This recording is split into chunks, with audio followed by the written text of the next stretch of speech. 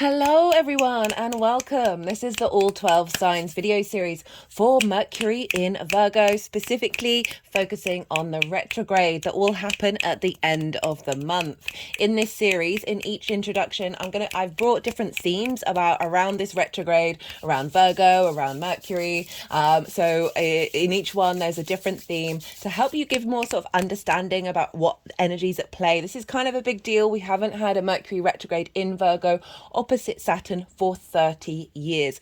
There's a lot going on with the astrology that really highlights just how supported we are and how much of a radical change this is bringing in. So do go check out the other introductions to see what bigger themes there are at play. I will be reading for Sagittarius and Scorpio in this video. My name's Chloe. I work with card divination, astrology, and I channel energies through my body. As you can see, my hands are moving around right now. This is independent of my conscious thought, helping us heal. They're just sort of tapping over the heart chakra right now, helping us clear stuck energy and opening up portals for us to reconnect to the cosmos and integrate our soul's journey in a conscious way. I like to focus on you in these readings, how this energy is showing up for you, the inner work, the reflection of what difficult energies may be coming up, what energies in order to sort of elevate and understand, right? The more that we understand ourselves, the more that we are mindful of our thoughts, actions, and deeds, right? Basically question everything.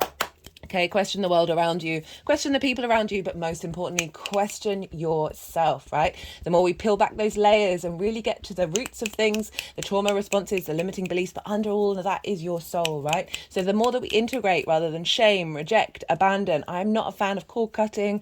I don't like shaming the ego or the shadow. I'm not prioritizing the 5D over the 3D. This is all about integration here on this channel. The more that we integrate, the more that we are at peace with who we are and where we're at. The good, the bad, and the ugly, right? That is not necessarily guaranteeing like everything's going to be great, but the more that we understand the root of who we are, the more that we are comfortable and integrated in our energy, the more our vibrational frequency shifts and changes, and it brings towards us situations that are more in alignment with our soul's journey. As I said, the good, the bad, and the ugly, because things can turn up that would have normally have had you completely screwing, and instead you're able to move through it with peace, right? This doesn't mean that you're not gonna, it's not my intention to eradicate all emotions. It's about experiencing them while still holding that there's a part of you that is still very at ease with this reality. Okay, so it's not about denial of any side of this existence, but not necessarily allowing it to completely take over the whole of you. We are multifaceted, multidimensional beings, and the more that we understand that, the more that we're able to hold space for all these different versions of ourselves that are all intermingling and playing the tune that is our soul, the more that we can enjoy this experience, right? As I said, even if it's a bit difficult. The reason why I like to do this channel and get as much context as possible for everybody, I like all the cards on the table. I like to know what's going on. I like a lot of context. Okay. Also, I try to surrender to the ultimate possibilities, but the more that we've got a vague idea about what's going on energetically with the astro weather, well, especially when things may be a bit difficult and maybe a bit of a challenge, the more that we get a bit of perspective, we can go, oh, that's what's going on right now. I can take a step back. I'm not necessarily taking it so personally. And then I can see how I can co-create and move past the conflict, past the drama. And just, as I said, then begin to co-create with the universe. So I love focusing on that, the inner work. The more that we integrate, the more that energy is then not only available to, like, it sends off a frequency to the people around you, but it's also then available to the collective consciousness, right? So there's so much unintegrated trauma, very loud and proud on the main stage right now. It's pretty unavoidable, and it can be really overwhelming to be like, well, how can I even begin to help fix any of this, right? But the more that we focus on ourselves and be able to bring that integrated energy, you're actually helping the universe as a whole, right? It's not about not doing things out in the world, but like we can get very overwhelmed by that and can feel kind of like finding it difficult to even begin to start anywhere, right? The more that we are in alignment with ourselves, the more that frequency vibrates outwardly, and then is available to the collective, right? So the reason why I bring it up about how I focus on the inner work, one of the reasons is because certain tarot cards and certain aspects of astrology can be about other people, can be about external situations, right? So with the tarot, with the court cards, they can often be related to people. Certain cards can be linked into love love or business. And I will always try and read the energy for you because you are the most consistent thing in your life. If there are certain messages that come through that are very heavily linked into certain things, I will bring them up, but it's not the focus. If you wanted a more personal reading that's where you're questioning something, maybe about love or about a work situation, do look at the description box where my email address is, and send me an email and I'll get back to you. I really like to tailor to the client. So I would read the natal chart and I'll read the tarot perhaps in a different way than I am in these collective readings. Right, so I work with the whole house system. This is based on each sign falling in the whole of a house. I work with the Hellenistic principles from the Greco-Roman period over 2,000 years ago, as well as with my own intuition. And so I work with the whole house system, so I really recommend, if you do know your time of birth, to look to the first house and read that sign first. This is your rising sign where your ascendant is. This is a very powerful house, and all the astrology will link into that sign being in the first house. This doesn't invalidate you looking at any other sign in your chart. We have all of them, right? And they're just all in different houses, so they have different themes. Perhaps looking to where your Mercury is in your chart, what sign that's in, look to that sign, look to the house that it's in, the themes of that house, and apply those themes to the messages that come through. It's as if that sign has now moved to the first house, but with all the themes of where that falls in your natal chart. Is there anything else that I wanted to say? I'll just quickly list down the things that have the collective readings that I've done in each of the introductions in each of the videos so far. So the first video, that was a collective tarot reading for this Mercury retrograde. The second video was the opposition with Pisces, where Saturn and Neptune are, because that's having a big impact on this transit. The third video, was that one? I think that one was the square with Vesta. So Vesta's an asteroid. She's squaring Mercury on the day of the retrograde. For me, it's my favorite aspect in the whole thing. And I break down the mythology around the two of them. They're very used to hanging out together. And so there's a lot of power coming through with that one, especially linked into soul contracts and contracts you have with the themes of wherever Virgo shows up in your chart. I will talk about it obviously in the readings, but if you want more in-depth understanding of what that's all about, because I do really feel like that is, it's a kicker. That one's in the third video. The fourth video is the grand Earth trine that we're going to have by sign the whole transit, but also by aspect at certain points during this transit. And so that's with Jupiter and Uranus over in Taurus and Pluto in Capricorn. So we've got what's called a grand Earth trine, where they're all the Earth elements are being activated with this transit. What was the next video? Oh, my brain has gone blank. Oh, I think that the next one after that was how people can show up in your life. With Mercury bringing you messages for various different reasons, and that was quite a fun one to do. And this one, this one's not going to be very long. So this one is just, I'm going to talk about a couple of people who have Mercury retrograde in Virgo, and the main one is going to be Keanu Reeves. And I've got some quotes of his, because his astrology is very much linked into what's going on for us now in this astrology, and so quite a pivotal person to sort of clock into and see, okay, how is that energy showing up, and how does that reflect what's going on for us all here today? Right, I think that's everything. So as I said, Keanu Reeves has a Mercury retrograde. I'm just going to shuffle a couple of cards. We'll see what wants to come out. I do have quotes that I want to read, so that's going to be pretty hard to shuffle cards at the same time, which I'll come back to later. Other people who have Mercury retrograde are Bill Murray. So this is in Virgo, right? So Virgo can see the small details. Virgo can often be quite judgmental and quite self-critical. Okay, we've got the Strength card, finding balance with that. Also, Venus is over in Leo retrograde as well. So finding balance with the heart of being overly critical with self and overly critical to other people, right? It's, the Virgo energy can be very observational, and it can be a little bit difficult to not say these things out loud in order to facilitate the 3D world. But, Bill Murray, very sort of dry, very sarcastic, very upfront as well, very direct. And there's the retrograde itself, right? Retrograde planets, they tend to go against the grain. They tend to go against the social norms as well, and sort of be a little bit more, they're having the capacity to regenerate and find different nuances and directions to go in.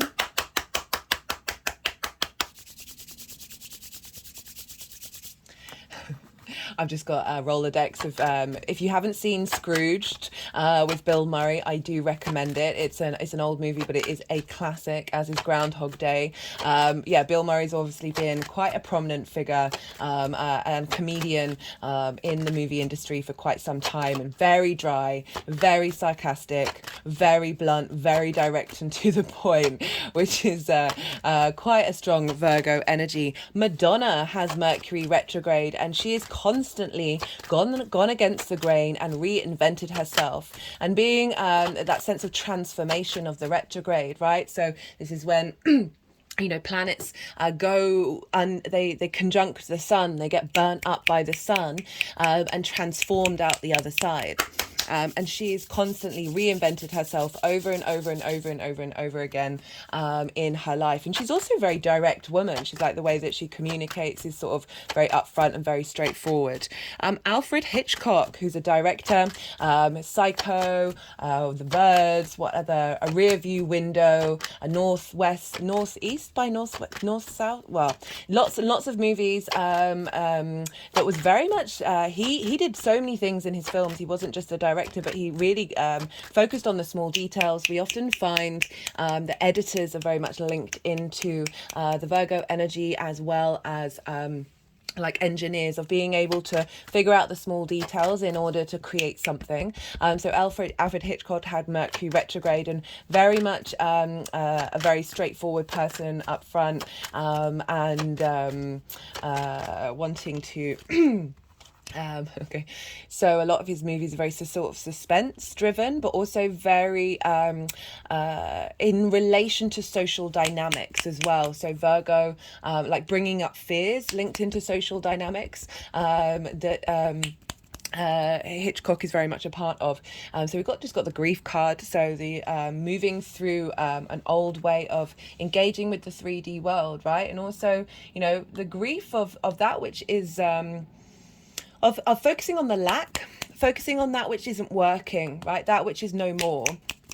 Can be a strong energy of the Virgo energy, because it is seeking out problems in order to fix them, and being able to can get quite fixated on the fact that there seems to be only issues and problems, rather than that Two of Cups, which is more honoring union and love and connection, right? So I really do feel like this retrograde is really facilitating a growth in that, and us being able to then turn around and pick up those Two Cups while still being able to solve problems, right? I already said Alfred Hitchcock.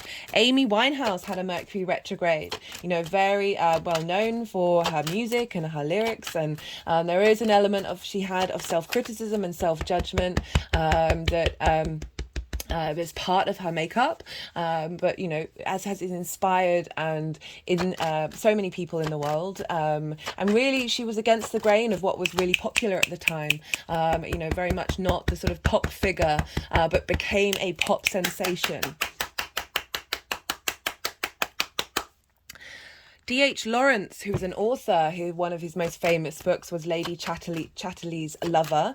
A lot of his books were put on trial for censorship, like they were trying to censor a lot of his books. At the time of writing, he was very much exploring sexuality in an age that wasn't comfortable with that being the norm, right? And so he had Mercury retrograde, and sort of quite a straightforward person, but this is bringing in the energy of the retrograde, of being able to bring about flow by finding the things that haven't been working, right? So there was an element of sort of liberation of feminine sexuality that D.H. Lawrence helped activate for a lot of people. A lot of housewives were buying Lady Chatterley's Lover book on the side, and like covering up the front cover, and they'd sort of be reading it in secret, right?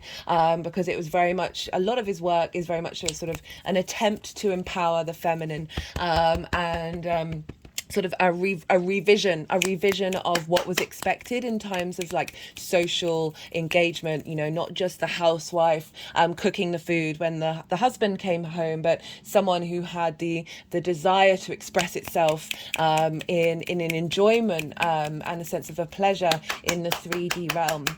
Just got the Four of Cups, and so this sort of a rebalancing of this this pain we may feel around of this 3D existence. Okay, so the Four of Cups is looking at the three, you know, we've got the Three of Cups repeated itself again, right? So this element of a contemplation of that which isn't harmonious within you. Okay, we've also got Saturn over in Pisces, which is the water sign, of like finding there being restrictions that have been blocking our ability to find this joy, find this abundance, and this combination is helping bring in some balance, bringing in some harmony, in order for us to acknowledge that we have the Ace of Cups within us, of like this is the revision that we're doing at the moment, right? So this is a flipping things on its head and trying to navigate culture in a different way.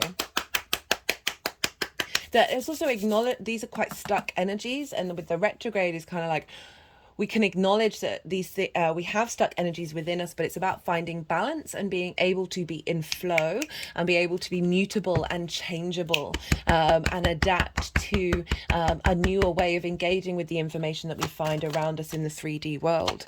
Lauren Bacall, a famous Hollywood actress from the 1950s. She was always a favorite of mine when I was growing up, because there was always like black and white movies on during the day, back when there were only a couple of channels.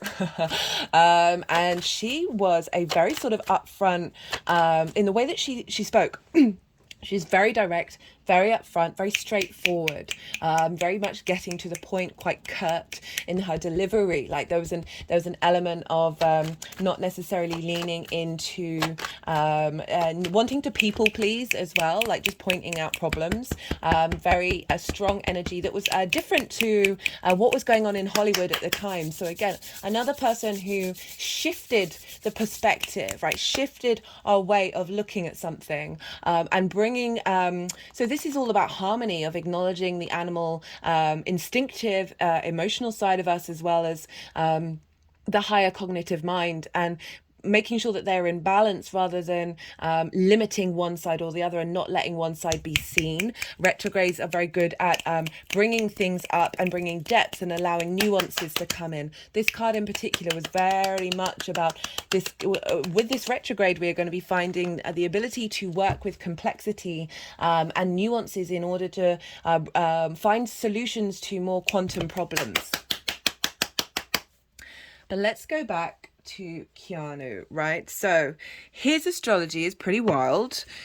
He has he has the Sun conjunct Mercury, and this is just before the Cazimi in a retrograde. So Mercury is an evening star. I break down the details of what this all means in each sign. So I will do, if you don't know, I will be bringing that up in the signs. And so the Sun is just coming into conjunction with Mercury, and Mercury at this point, the midway point of the retrograde, is an evening star. So there's this sense of looking backwards, so this sense of being able to be in a state of observation, and there's a softness, there's a sensitivity to the evening stars. They rise in the evening. There's a sense of strategy, of cultivation, of nourishment, before Mercury will then, after this Cazimi, which would be probably not that long, maybe like an hour after he was born.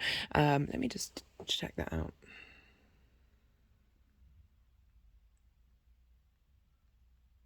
Oh, sorry, I'm doing minutes. 4 hours later, it would have changed into the morning star, which is more sort of direct action, looking to the future. But the fact that he's got this Mercury Sun conjunction, these are very powerful. This is the Cazimi, when we get downloads and messages, right? And he's also got this conjunct Uranus, very independent energy. Uranus is playing a very big role in this transit, because it's over in Taurus and it's trining this Virgo energy, so it's providing wisdom and support. So he's been a sort of a vehicle of expressing unique ideas and being able to bring in different realities. Especially see it in a lot of his, especially the Matrix movies and Bill and Ted's Excellent Adventures, be able to bring in different realities into the collective consciousness. It's also conjunct Pluto as well. So Pluto's involved. These are all conjunctions, whereas this transit is all going to be trines. So conjunctions are very intense energy. Trines are more easy, free-flowing wisdom. So there's a smoothness to these outer planets with this Mercury retrograde. And he also has Jupiter over in Taurus, which is where Jupiter is now. And very importantly, Saturn in Pisces and retrograde. So we have so many of the aspects or the main players of this transit turning up in Keanu's energy. So we've got the 10 of Wands. It's sort of acknowledging that sort of the burden that we can take on in the 3D world, and we can get really quite exhausted, especially when we deny grief and deny it to allow it to flow through us, deny this sense of melancholy when we may be frustrated. It's not about shaming any of these situations. It's about finding love and empathy with those environments. And the more that we do, we're able to transform those burdens, right? Again, this is the Leo card. So this is where Venus is hanging out, and she's retrograding right now. So there is an element of transformation for not only this Mercury retrograde, but Venus keeps showing up in these readings, but this ability to transform. I'm thinking of all those trines bring a lot of wisdom, a lot of elevation, and cohesion, and sort of understanding of certain situations, understanding of these difficulties, and being able to let go of that burden, or let it transmute through you and shift that energy and bring it into balance. So we've got Keanu, Mercury retrograde, Sun in Virgo, Uranus and Pluto involved, as well as Jupiter and Saturn. And all of those outer planets are playing a very big role in what's going on with this retrograde. And I just wanted to read a couple of quotes of his because they just sort of sum up a lot of what this Virgo energy and this Mercury retrograde is bearing witness to. The simple act of paying attention can take you a long way. Now, Virgo is a yin night sign. This is about being in a state of observation. Mercury likes to collect information and figure things out and connect dots. And I love the fact that it's really highlighting with this retrograde that we are being called to observe rather than take direct action. We are being asked to lean into this slower energy, this where we're not necessarily the extrovert, where we're having to engage and inject in our environment, but certainly just be aware of it. Saturn and Neptune are retrograde. Venus is retrograde. Uranus is going to go retrograde, and Jupiter's going to go retrograde. So we've got a lot of this sort of inner space when planets are retrograde. There can be an inner journey that we're going on and an inner cultivation. And so I really love that very, very obvious Virgo energy of the retrograde, of just the simple act of paying attention can take you a long way. Another quote of his: the best way to change is to make mistakes. You can learn from your mistakes and then keep moving on. Retrogrades are a time of revisiting and going over things. This is a time of acknowledging what hasn't worked and what will work moving forward. It's a tried and tested. Every day is a school day. Allowing yourself to be comfortable being wrong, allowing yourself to not necessarily have all the answers. And there's an element of surrendering and trying and experiencing without any expectations. Money doesn't mean anything to me. I've made a lot of money, but I want to enjoy life and not stress myself building my bank account. We all know that good health is much more important. Now, Virgo rules the gut. Virgo is the social earth sign. It's very much linked into the healing modalities, this desire to fix, this desire to unravel energy and bring flow. Eating food that is nutritious rather than your favorite meal, or at least trying to incorporate it into your favorite meal, is a really good thing to do with a Mercury retrograde, of reassessing your health, the way that you take care of your physical body, and making sure that your body is in flow, right? So really tapping into that. And the gut is, the bigger brain in our body, right? Healthy gut, healthy body, healthy mind, and getting that into alignment. So I really like that he was just re-clarifying that. If something is hurting you, why and how can it be changed? So again, it's that state of observation, but it's also that mutability of Virgo, of like, well, I'm not going to sit in that feeling for too long. I'm then going to try and facilitate change to figure out what's at the root of that, and then be able to navigate through that without necessarily getting stuck in a certain position. Again, that mutable, adaptable energy of Virgo. So if you're too tired to speak, sit next to me because I too am fluent in silence. Again, it's drawing back into that yin night energy of being the observer. Think the high priestess, right? She draws things towards her without having to take direct action. In the stillness, in that sense of meditation, right? So one of the things that I've suggested is, because Virgo is a social earth sign and it is Mercury, so it is about movement, that walking around, listening to music, walking around, not listening to anything, listening to the sounds around you, and being in a state of mindful meditation, slowing down, being in an observation and just seeing what's come up can be a really healthy practice to do during this transit. But I was just, really quite... is that the final quote? Okay. Nothing ever truly dies. The universe wastes nothing. Everything is simply transformed. Virgo energy cannot like waste, right? So just the desire to make sure that everything has its place and everything has its part to play. This sort of social earth energy, this binding of everything together. But I like that combination with nothing ever truly dies. Okay, so bringing in that Pluto side of it, that he has conjunct his Mercury and his Sun, and that Uranian energy of acknowledging that nothing is final, right? Everything is in a state of change as well. Again, that Virgo mutability of not getting too bound up in expectations or fixity. Okay, so we've got a lot of mutable energy right here. We are, being called to open up to change. I've been saying a lot in these videos: be playful, experiment, have some fun with this. Don't get too contained by the fact that things might not be going the way that you would like them to, and really being able to move with the flow of it and know that we are going to be revealed things in the future that we haven't quite got our head around in this moment. The final quote: I dream of a day where I walk down the street and hear people talk about morality, sustainability and philosophy instead of the Kardashians, right? So this is really highlighting that sort of that Virgo energy of being quite practical, and wanting to streamline the 3D experience, that desire to make sure that everything has its place and everything is engaged. But the more importantly is this, with this one, is it's opposite Saturn.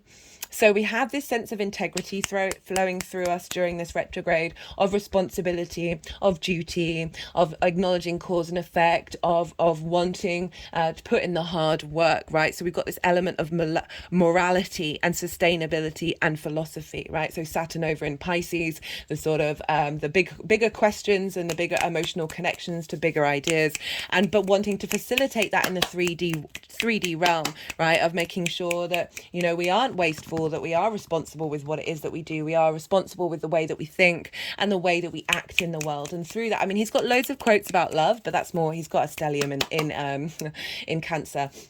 Of that emotional connection, of that experience of this 3D world. And love is one of the most important things, right? The Strength card, Leo card, Leo rules the heart, so it's a real acknowledgement of your heart space while still being calling with the Saturn opposition, of calling to a level of integrity. And it doesn't, some of the things he also says is like, go eat some nice food, go treat yourself, enjoy this 3D world. That is part and parcel of all of it, right? So there isn't the Kardashians have their place. I mean, it's just fascinating watching other people do things, right? We love watching. We're very social. We love watching what other people are doing, but yeah, there's everything in moderation, including moderation.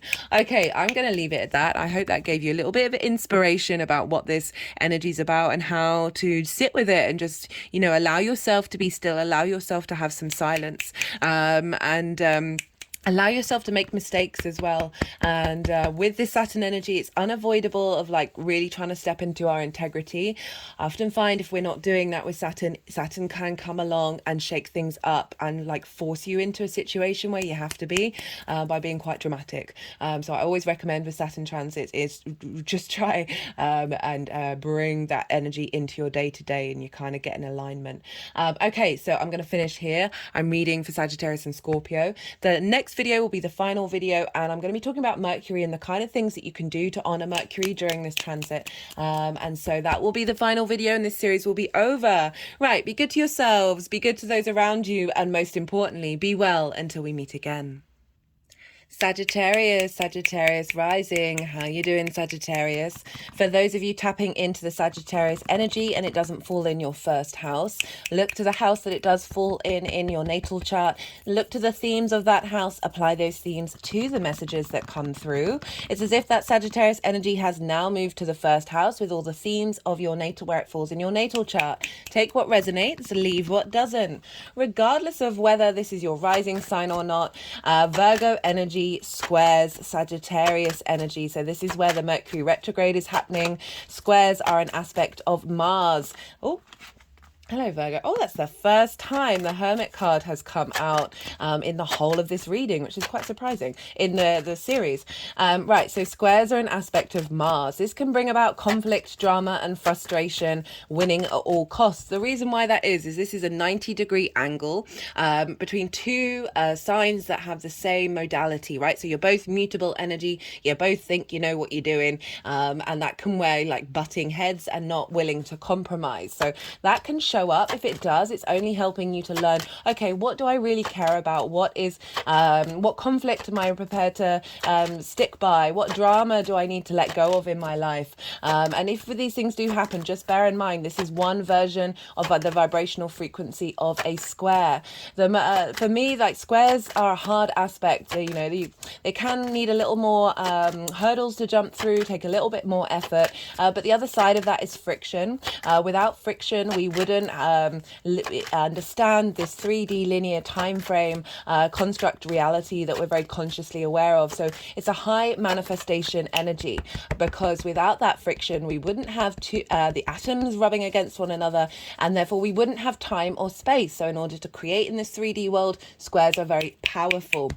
Okay, so that's the general energy that's rocking up with this Mercury retrograde for Sagittarius risings. These are in angular houses. So angular houses are first, 4th, 7th, and 10th. And these are the pivot points of your chart.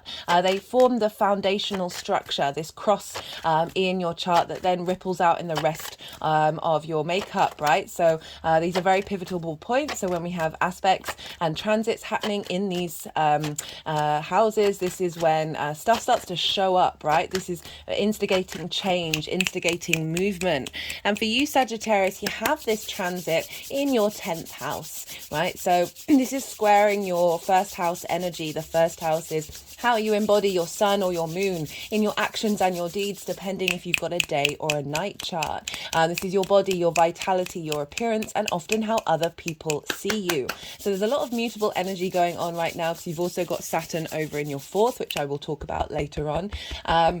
And this is being squared with this Virgo Mercury transit in your 10th. And the 10th is the most visible part of your chart, where the sun reaches its peak on the day that you were born, right? So there's a sense of that which is guiding you through life. I like to look at the 10th house as your North Pole, your North Star, that which is your magnetic guiding point. And so it's like your life purpose, right? And that can be often your career. It's often how the big outside world sees you, your reputation. It's also linked into bosses, but it doesn't just have to be career. Like say you really want to build the best garden ever, right, and you put all your time and your dedication into it. It's that which is your driving force, right? Your work and what you do isn't necessarily that guiding force, but that it helps provide the support in order for you to achieve what you want to in your lifetime. Okay, this also can be linked into having a family. That can very much be someone's life purpose, as well as many other things. So it's not entirely limited to career, but career is a big factor in the 10th house. So you have this Mercury retrograde. Well, let me break down what a retrograde is first before I sort of talk about what might be showing up in that 10th house aspect for you, Sagittarius. So I'm pulling cards for 4 different piles. The first pile is I forgot to mention, not mention, but I always keep forgetting to bring that down. 4 different piles. The first pile is going to be for the shadow phase. The second pile is the retrograde itself. Third pile is the direct motion after the retrograde. And then the fourth pile is how this energy is manifesting moving forward. So with a retrograde, it's 3 times a charm, right? So it's when a planet, so the first part of this is the shadow phase. This is when a planet is in, this is when the planet enters the degree that it's then going to finish the retrograde on. So in this transit, this was at 8 degrees of Virgo.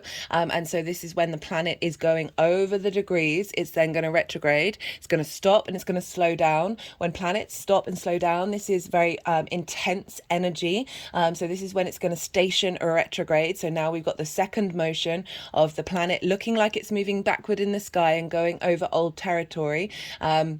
And so that's the retrograde phase itself, and then it's going to stop and slow down again, and then it's going to start moving forward. This is the third time that we're going to be going over these degrees. And then the final part is when we sort of enter that next section, and then how that energy is all cultivating and manifesting moving forward.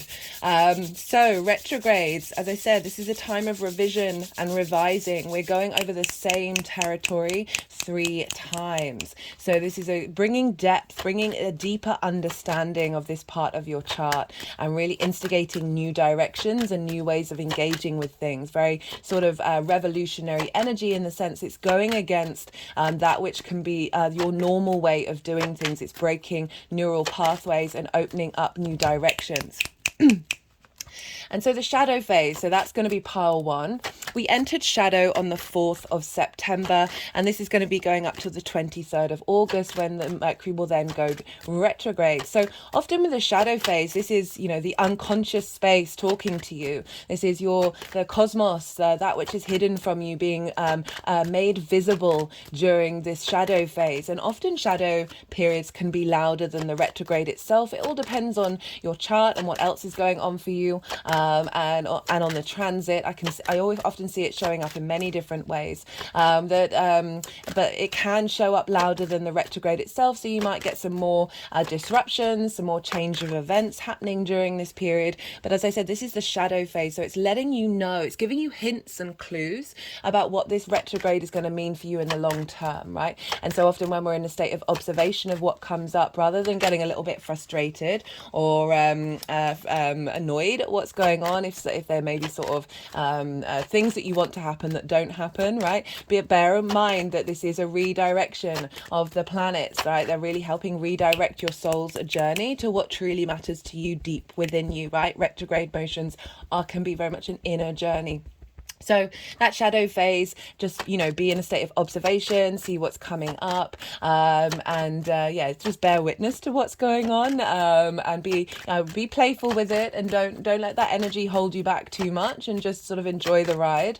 And then we have the retrograde, and this is when we're going back over that territory, and we're revisiting it, we're revising. We've got a bit more of an love this deck, very slippy, which is great because it means it will last for ages, but it does have a habit of just slip and slide, right? So there's 2 ways I like to look at a retrograde, to help sort of give a bit of context of what it means energetically. So imagine you've got an appointment somewhere and you've never been there before. So you're going there for the first time, but you kind of got to get there, and that's the priority. That's the main goal. So you're spending your time on that route there, whether you're walking or whatever it is. I like to use the walking thing, particularly because of its Mercury, of like that movement of travel and of the physical body as well, because Virgo is a earth sign. So it is more of that 3D tangible energy, that when you're going there for the first time, and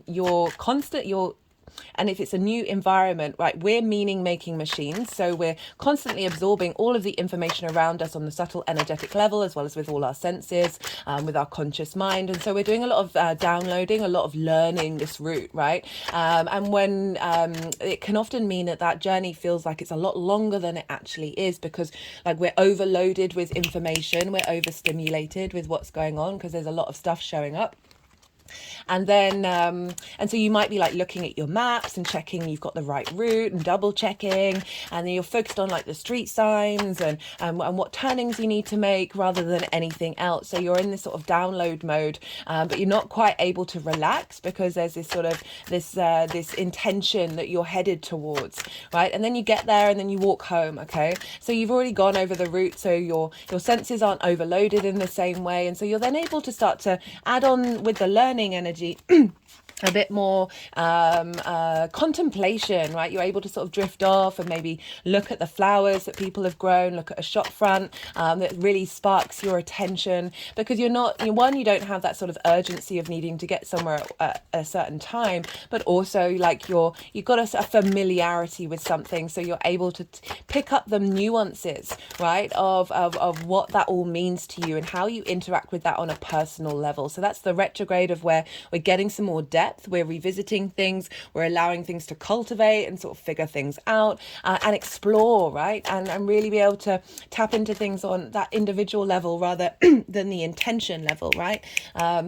And then, so let's say you need to go there again, right? So you've already done this route. So this is the time when like the contemplation energy really gets a lot louder, and you're able to you're moving with flow and ease. Like that second route, I forgot to mention, or maybe I already said it, that feels a lot quicker than the first time of going somewhere for the first time. And so you're able to just be more in flow, a bit more ease, because you are familiar with that territory. That's what happens with the retrograde. And then when the forward motion, this is, as I said, right, you've already done the route already. So this can be a time when you might actually then decide to go down a different road, take a slight detour, because you've got an understanding of where you'll need to be headed and you're familiar with that you're then able to really start to explore on your own personal experience. Like the percentage of learning is smaller and the contemplation is even bigger, because there's a sense of comfort, there's a sense of safety, because we've already digested a lot of what the information means to us, and therefore we're not being overly overloaded, right? And so the other version of looking at what a retrograde is say you're learning something for the first time, whether that's starting a new course or reading a book or learning a skill, whatever it is. That first time you are in download mode, you are in observation of another person or of that information, and like you're processing it and you're trying to figure it out, and it can feel like a lot, right? And so you're not necessarily thinking for yourself. The second time around, again, that contemplation energy gets a bit stronger. You're able to sort of, while you're still digesting, you're still relearning something, you're still integrating, you're still then beginning to contemplate something that is more independent of yourself. And then the third time, you're really able to embody a deeper understanding of the core principles, and then be able to explore, okay, well, what does this mean for me, and how can I then shift and change and adapt it, right? And bring something new to the table.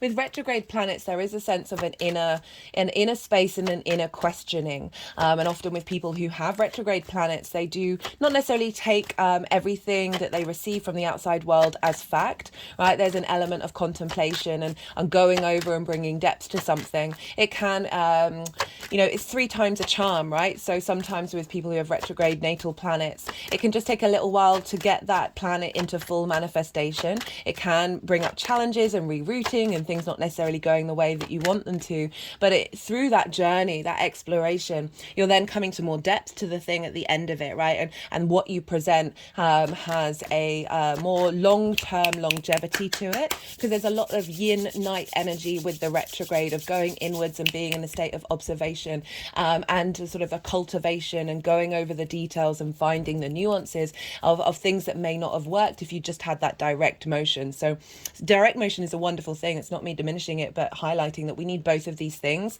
At the moment, there's so many planets that are retrograde. We're going to have Jupiter and Uranus joining everybody as well.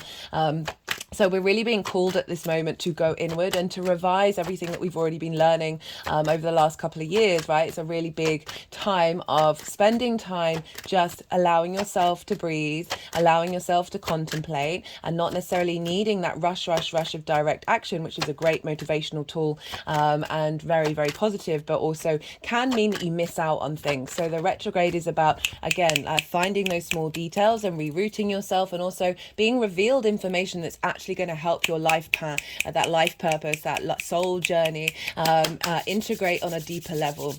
Right, so I always say in these videos, question everything, question those around. I've got my Jupiter's retrograde, so I'm constantly questioning every sense of authority around me. That looking to question things in a way that isn't leaning into self-criticism and self-doubt and self-judgment, as well as questioning, criticizing and judging the outside world in a way that actually hinders you, right? So we can lean too much in that with the Virgo energy, because it is able to observe the things that are, Virgo likes to find problems to fix, right? That's the agenda of being able to facilitate. Okay, Virgo is linked into the editors, the engineers and the healers of the world. That's definitely a strong energy with the Virgo, of the Mercury facilitating the 3D realm, right? So this retrograde is a great time to go over projects that you've got going on in terms of where you're headed in your life purpose. Okay, so let's bring this back to the 10th house.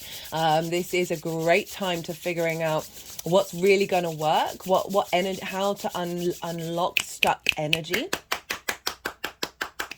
that you may have just skipped over if it was just the direct motion. Yes, things may be frustrating. Plans might not go ahead in the way that you want them to.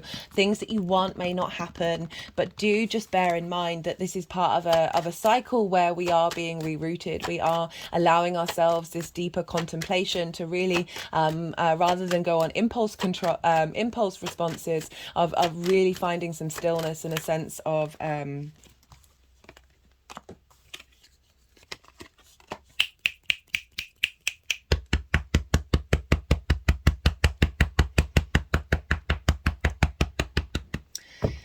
just that sense of cultivation rather than direct action and stimulation. There's a real call to not only because we're dealing with a retrograde here, but we're dealing with a retrograde in an earth sign.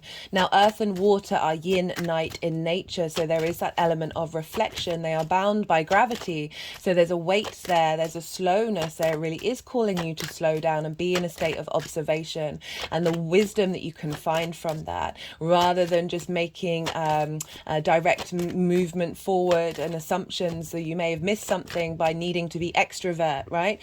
Sagittarius, if you're Sagittarius rising, your modality and how you express yourself is fire, right? Fire and air are yang, day in nature. They are the extroverts. They are the doing, the busy, the go, go, go, go, go, right? They are not bound by gravity. So there's a faster moving aspect to fire and air, that need for speed, and that need for almost constant transformation, right? That burning up. And so this energy might feel a little heavy. It all depends on your chart. If you've got a mix of earth and fire, or water and earth in your chart, Sagittarius, this might not necessarily be relevant. But if you do have a more percentage of air and fire, this retrograde and especially all the other aspects that are happening with this, because there's a lot of earth and water for this transit, that it might feel a little heavy. It might feel like you are getting a bit frustrated with being with the slowing down. I would ask you to lean into that and really embrace it and realize that this is just a cycle. This energy will move forward again, and so we will shift and change, and then there will be other times when it's more fire and air, that momentum, that movement then picks up again. We need our day action side. We need the yin rest energy, right? Without our sleep, we would go mad, right?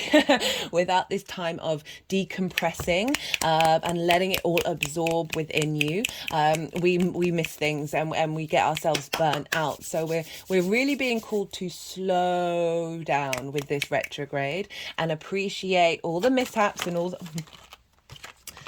what's going on with me today? Very flippy.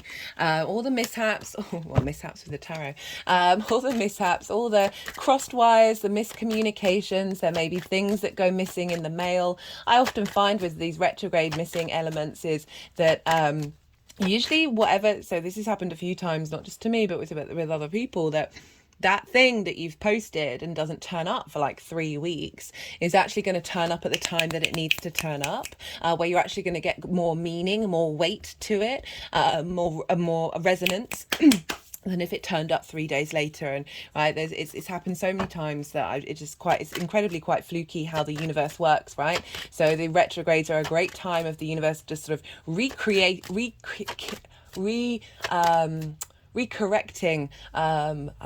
impulses that we may have had that might have been slightly out of whack, right?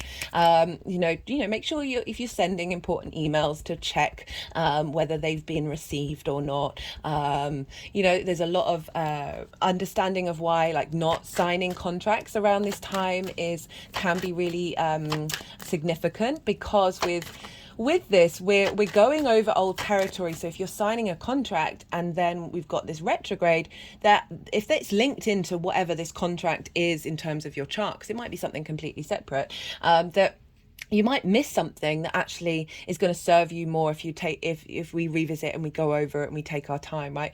Think about exams, right? Learning something and revising, like that really helps integrate, and you finding nuances and small details that are actually going to serve you achieving in that exam, right? Same with the contracts. I always preface with these things, right? Do what's right for you, because yes, there are commonalities with astrology and there can be themes, but there are other situations when it goes completely against the grain and actually suits your purpose, right? So a lot of people say don't start relationships with a Venus retrograde, don't sign contracts with a Mercury retrograde, and sometimes this can show up, and this is actually the best time to do it. So I always preface of be mindful of your own experience and not get swayed by suggestions by other people, right? So yeah, keep in mind about what's right for you. But I would say take time and maybe do a bit of meditation and see what comes up. If it's something that you can sleep on, and then see if that keeps getting repeated of like, no, this feels right to do this now. Go with that. Go with your gut. Go with your experience of the universe in your own individual form, because that's what the universe wants you to do, really, really and truly. But yeah, so I'll talk more about contracts later, because it's actually really unbelievably significant of the day of the retrograde, of this main aspect that we're having. And that was I pulled cards for that collectively in the Gemini video. I forgot to mention in the introduction, I listed all the different intros that I've already done. So you can go and check them out.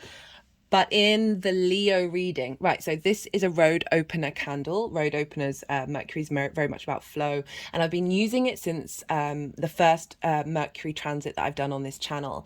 And it cracked open while I was doing some intense energy work for Leo.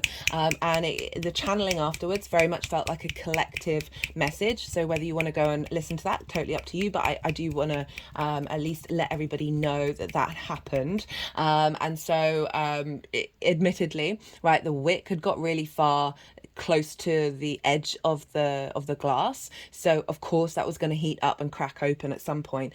But it's these kind of synchronicities that I'm the biggest cynic and the biggest believer, like I'm constantly saying, hey, prove this magic world to me, universe, right?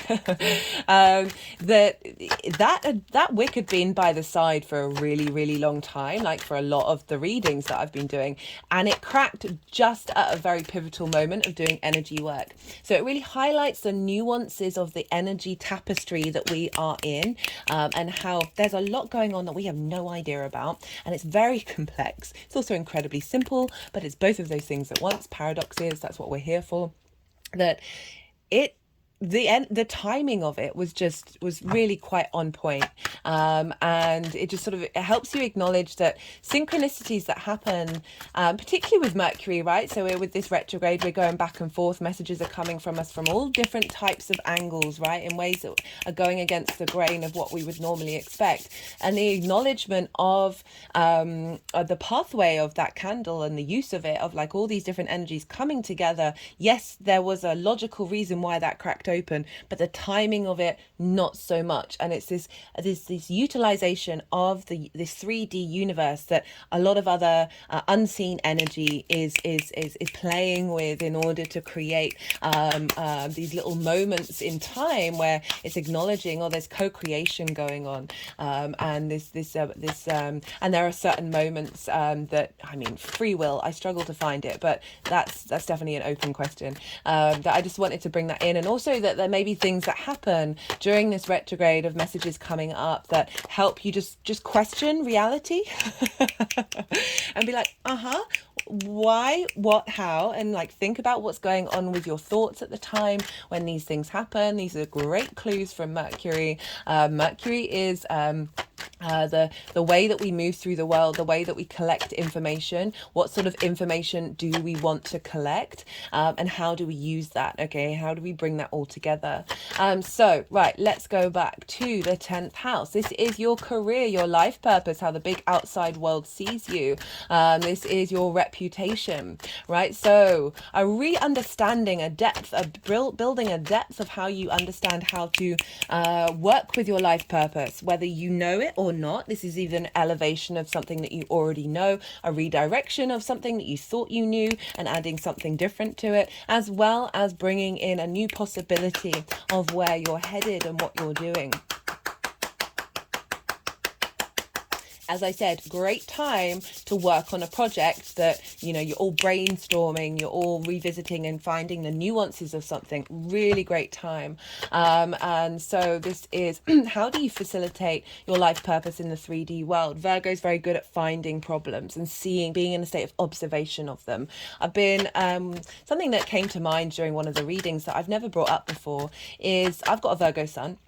And so and my Mercury's in Leo, so they're in mutual reception with one another. So my Mercury is actually quite linked into the Virgo energy, even though it's not in Mercury itself. That it's I've always been really good at unraveling necklaces, and people would give me their necklaces in order to do it. I've got a lot of patience, and it actually really brings me a lot of joy doing it.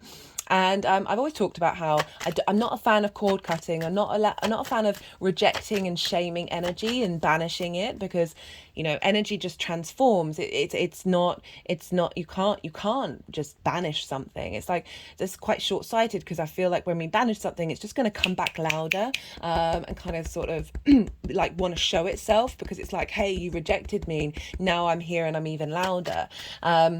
That instead of sort of cutting that cord, say you've got a stuck energy knot in the way that you see yourself, the way that people may see you, your reputation, what it is that you want from your life purpose, what it is that you want from your career, and there may be a blockage there, that is spending time being in a state of observation and slowly unraveling the tangledness of that energy, and letting it be in its flow state, because then it will transform, because it's in this free-flowing energy where it's then able to magnify and shift and change rather than getting blocked up, so it's then stuck in that energy.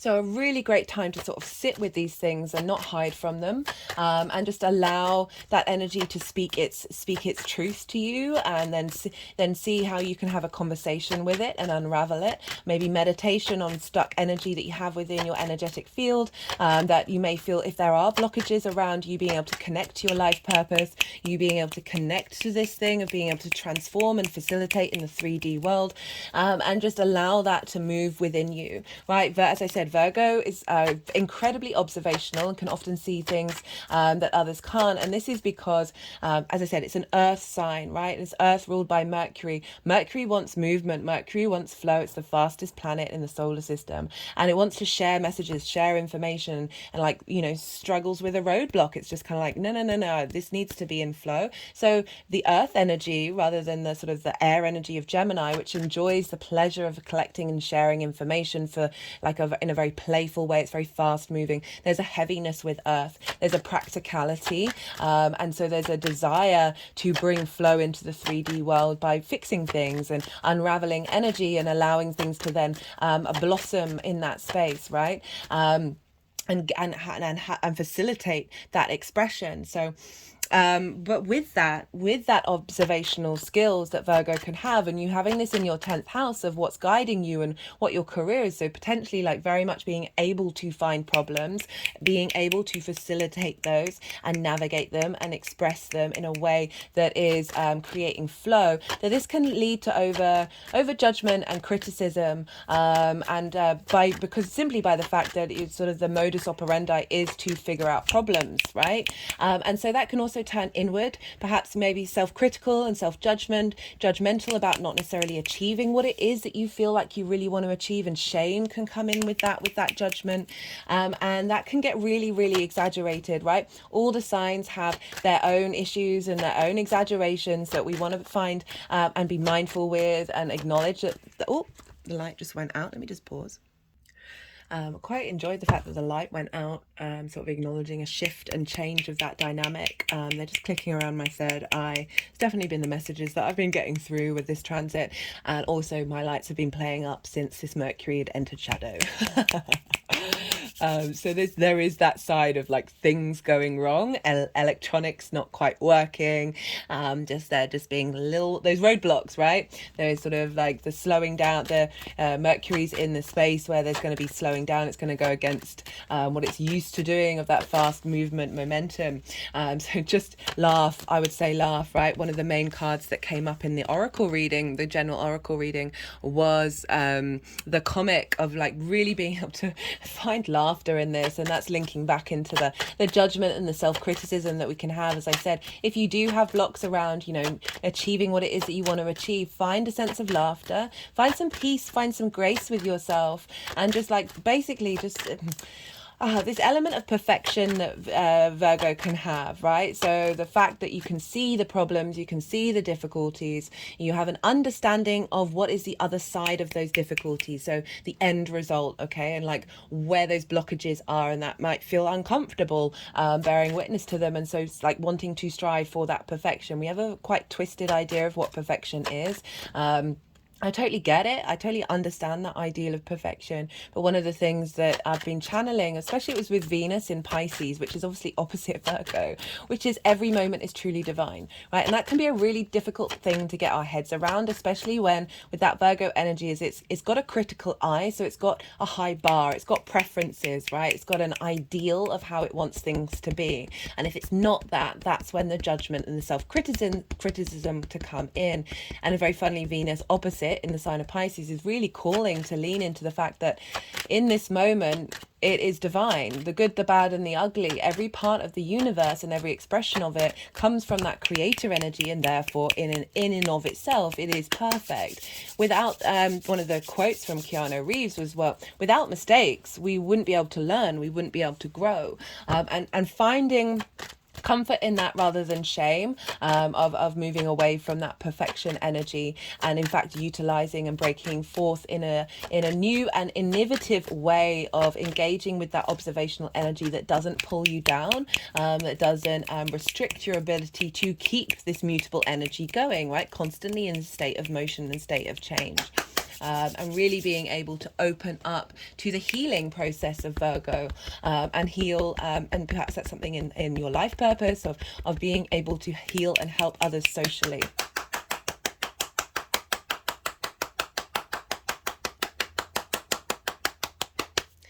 And, you know, as I was saying, like Virgo can have its preferences of trying different things and being really open, being very playful with this retrograde, and experimenting and not putting too much pressure on whether it needs to be fully perfect during the state of trying, right? And really enjoy that. So as I said, a reevaluation of your life purpose, a reevaluation of your career, right? And how you engage with information that helps facilitate where you're headed and what you're doing, right? So an opening up new pathways in order to be able to fully embody that life purpose and moving forward. The reason why I say that this is quite an important transit is because this is the first time in 30 years in these signs that this Virgo Mercury transit is happening opposite Saturn, right? So it's been 30 years since Saturn has been in Pisces, and this is over in your fourth house. This is the house of roots and foundations, right? So Saturn's working through your strengthening your foundations there. If you haven't watched the Saturn transit series, there's two sections to it. There's the first one which go over the main themes and the direct motion, and the second one which is all about the retrograde. So we've got this very powerful energy from Saturn feeding into Mercury at this time. Mercury is in its own sign, so it's ruling its own sign, so it's not being impacted by anybody else in the chart in terms of the themes that may show up in with this retrograde. And more than that, it is in its exaltation. It is the only planet that is exalted in its own sign. So what does exaltation mean? Well, each sign is a realm, okay? A realm that has its own way of doing things, right? So you get that energetic feel of each sign and modalities and how they express themselves. Now, when a planet is exalted, this essentially means that, you know, that realm raises up the higher vibrational frequency of that planet. It is supported, it is nourished, and through that nourishment and love and respect and honoring of that planet, it is then able to flourish.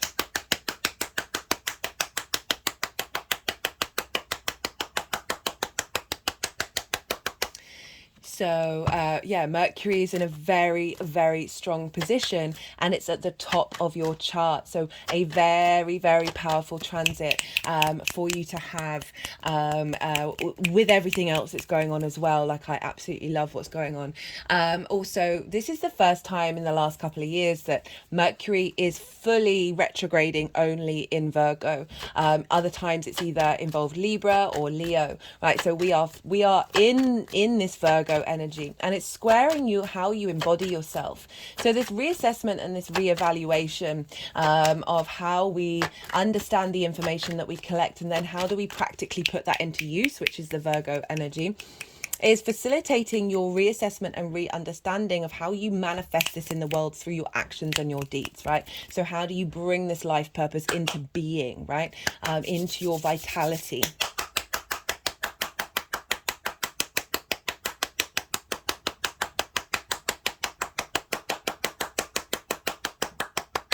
One of the main messages that have been channeling is that this is really opening up quantum possibilities of finding solutions to problems that haven't been working on a linear time frame. So retrogrades is going back and forth in time.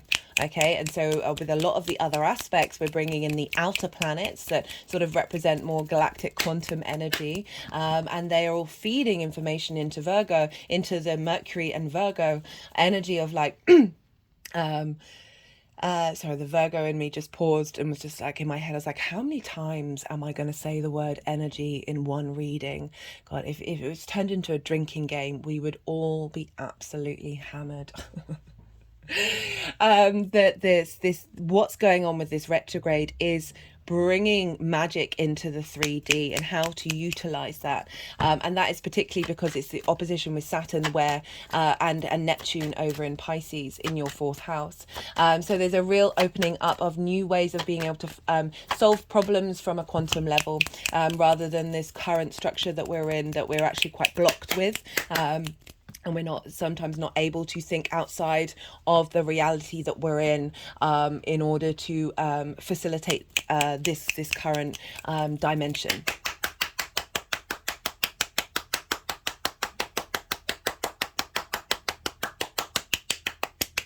You may be reassessing and re-understanding, finding balance with your life purpose and your private life as well with that Saturn opposition. But before I go into that too much, look to where Mercury is in your chart, in your personal chart. Look to the sign that it's in, the energy of that sign, as well as the themes of the house that it's in.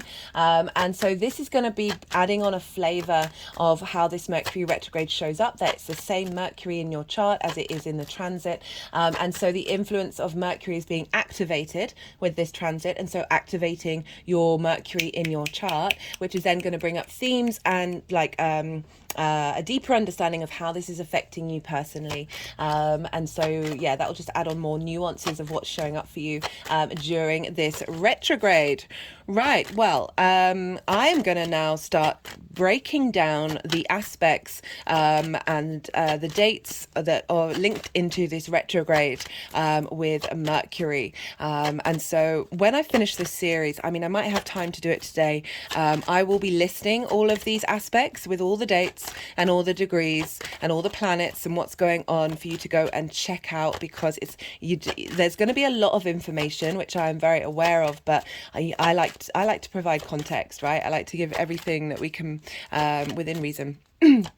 to help you be able to make informed autonomous decisions about what's going on in these days and how it's showing up for you. So this retrograde is going to be from 8 degrees to 21 degrees 51 minutes.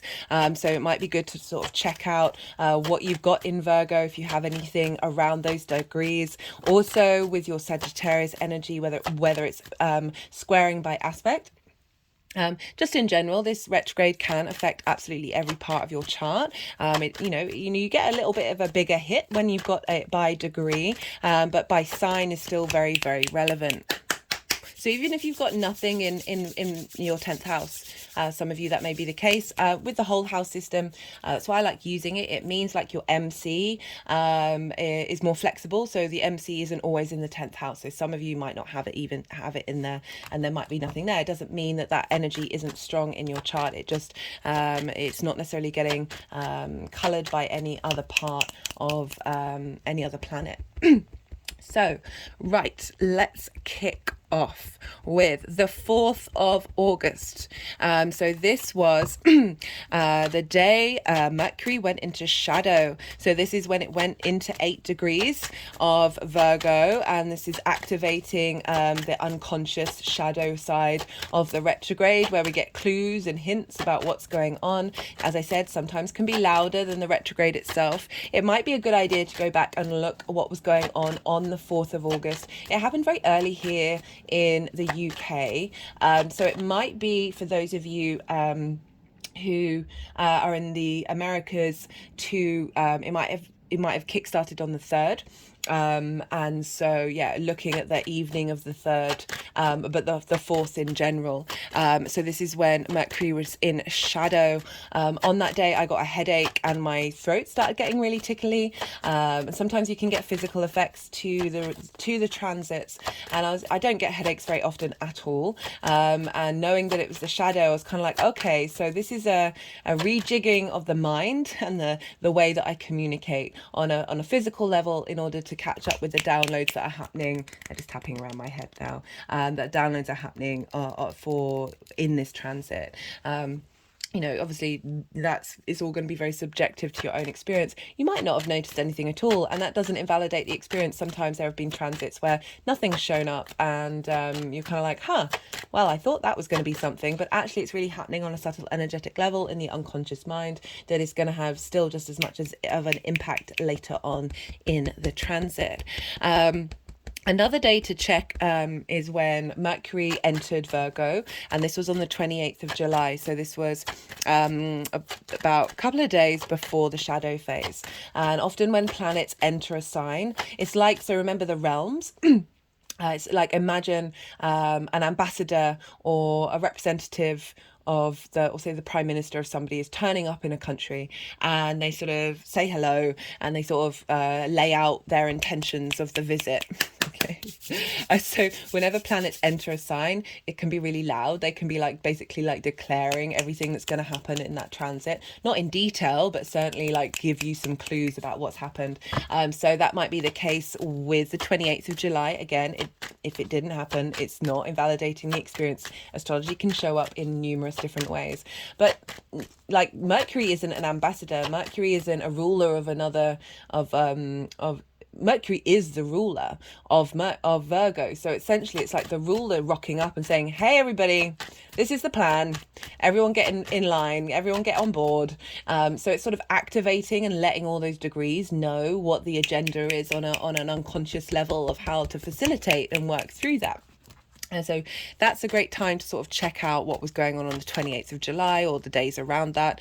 And then on the 4th, as I said, this is when it enters shadow phase. And this was, so the aspects that were being made on this day to Mercury was an opposition with Saturn and the moon. So the moon was in Pisces with Saturn on the day of this shadow, right? So really harnessing and highlighting the impact of this opposition that we're going to have. So by sign, we're going to have an opposition throughout this transit. By aspect, it's going to be at different points of the retrograde, but even the flavor of the opposition is still hanging around with this transit. And oppositions are where we need to find balance. They are ruled, the opposition is a hard aspect, so it's a little more difficult. It's ruled by Saturn.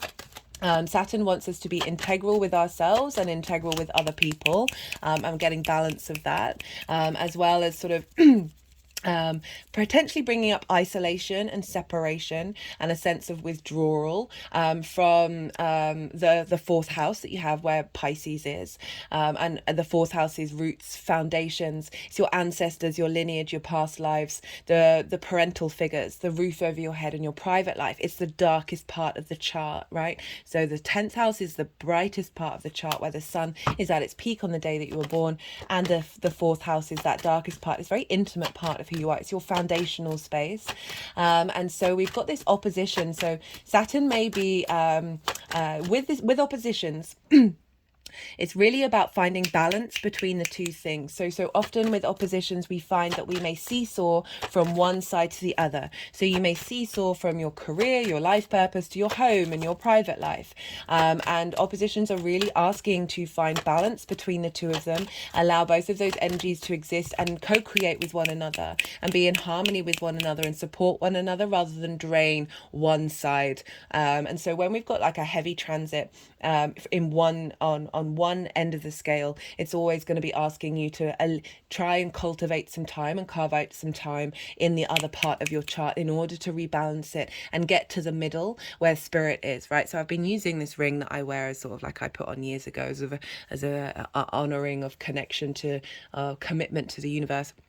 That this is the infinity symbol, and you see here we've got this point in the middle, but we've got two opposing sides, right, from different ends of the spectrum, but there's a flow between the two. It's an acknowledgement of the flow, and in that flow is the middle, is the what's the word, singularity in the middle, where we are in balance, the as above so below energy. So it's really calling you to find balance between your roots and your foundations, your private life and where you're headed and what you're doing, right? So Saturn and the moon there is like, Saturn's giving you a sense of a desire to find your own authority in your private life from a place of integrity. Saturn's in the roots and foundations part of your chart. Saturn likes to stress test your foundations wherever it is, right? So there may have been some disruptions, there may have been some shaking up, or at least some questioning and pondering, okay, how do I feel about this? What's important to me?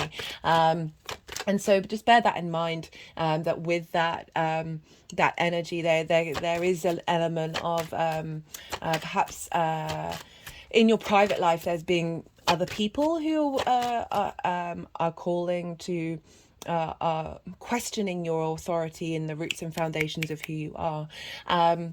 But with that Saturn, it's like finding duty and responsibility to what it is that you need from your private life, and really making you think about your long-term commitment to those foundational spaces, to that private inner world that you have. What I really like about this combination of Saturn being in the sign of Pisces with Neptune, right? So this is being able to give structure to the magic of Pisces. Pisces can be very boundless, right? It's the emotional, collective, unconscious mind. There's a lot of magic there. There's a lot of fluidity and duality and being able to tap into different realities, tap in to that sort of very sort of fluky, magical energy. Which we might not have been able to get a hold of and be able to give structure and put it into form. But with Saturn being there, it's doing that. It's giving structure to the magic. And I really like how we've got this combination with Saturn that is a longer term cycle planet. It's obviously not been there for 30 years. It's instigating a new foundational authority and autonomy with your integrity of how you take care of yourself in your home life, and what magic you cultivate there in your private life. That it's feeding this energy into Mercury, which is in the strongest, one of the strongest positions it could be in, and feeding the energy of commitment and or integrity, responsibility and duty into facilitating your private life that is going to open up your life purpose, open up your career with this retrograde of like feeding that information into Mercury, saying, okay, hey Mercury, here's a long-term plan, the roots and foundations. You've also got a lot of ancestral work coming through and helping you with this revamp or renovation that's going on in your 10th house, of feeding this into Mercury, saying, hey, figure out the details, figure out the things that aren't working, and we're going to streamline this. We're going to streamline this and make sure that you are walking with your integrity and being able to engage with information that is facilitating where you're headed and what it is that you need from your life, that North Pole, that North Star that is guiding you, right? Really opening yourself up to different possibilities that you may never have thought about. The magic of Pisces feeding into that for the long term, that is actually creating an enjoyment in the 3D realm, right? The Empress card was the first card that came out on the collective tarot reading for this, right? Really wanting to insist of us enjoying the 3D realm, despite the good, the bad, and the ugly that's going on out in the world. At the same time, Jupiter is over in Taurus. Jupiter is one of your rulers, Sagittarius rising, and Jupiter is trining this Mercury at the time of this transit, the beginning of this shadow phase. And Jupiter for you is in your 6th house of work, health, and routines, right? So Jupiter's providing wisdom and expansion. I've done a Jupiter transit in Taurus video if you want to go check that out. It's providing wisdom and expansion and a sense of confidence and understanding and knowing about what it is that you need and how you embody yourself in your work, how you take care of your health and how you take care of your routines. And all of this is feeding into your 10th house right at the beginning of the shadow phase, of making sure that the things that are coming up from the unconscious space are either being cleared out or magnified of the magic that you're bringing in, and that it's in alignment with Jupiter going, hey, another long-term planet going, hey, we want this to work out. We want this life purpose to be able to be embodied in the way that you work. The 6th house is the adult in the room, right? It can be very difficult to access that 6th house and get it into gear, but Jupiter's really helping you out here. And particularly because it's ruled by Venus, which is being governed by a retrograde right now. That's trining your Sagittarius energy. So we've got a lot of help. So we're really getting a lot of wisdom. Trines are an aspect of Jupiter wanting to provide elevation, expansion, or wisdom, a sense of cohesion and knowing. And through that, that's when we get the generosity of spirit. That's when we get the sense of abundance and the luck energy coming in with this trine with Jupiter to Mercury right at the beginning, and saying, hey, you got this. You got this. Be confident. Know that there is something deep within you that knows what to do. Even if there may be difficulties in your conscious mind, it's kind of like, oh my God, what's going on? That there is something really innate that's trying to provide expansion in the way that you work and how you express that work and that direction that you want to embody your life purpose. And we've also Pluto is over in your 2nd house, right? I don't know, I haven't been mentioning Pluto this early on because Pluto's like right at the later degrees of Capricorn, but just in general it's forming a grand Earth trine, which I pulled cards for in the Taurus Aries video. Now this is in your 2nd house of your resources, right? The tools that you have in order to make your money, how you manifest, how you value yourself, the things that you value. Pluto is uncovering intensity and magnetism and resources that you have within you that may have been hidden from you. It's also helping you work through fear in order to transform it. So we've got this grand Earth trine for you in the tools that you have in order to make your money, how you embody those tools in the way that you work, and your life purpose. Where do you want to be headed in the 3D realm, right? You've got a lot of Earth energy that is being activated at this time to get you in alignment for a longer term goal of expression of the 3D world in terms of your work and how you understand the resources that you have within you and your sense of value, particularly with that Capricorn energy that is intensifying your ability to be able to hold on to and see and transform that life purpose. Just clicking around my third eye. So on the 9th or 10th of August, depending on where you live, this is when we have the exact trine with Mercury and Jupiter.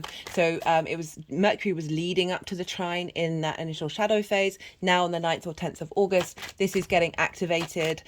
This is getting a sense of expansion, as I said, of like being able to see clearly about how you want to embody your work and how you want to embody and be the adult in the room for yourself that is facilitating an understanding of what may be coming up, maybe trauma responses, limiting beliefs that may have been blocking your ability to be the adult in the room, that is providing wisdom and support and understanding from Jupiter into Mercury of like, okay, this is where we're headed, this is what we're doing, this is the energy that needs to be unraveled.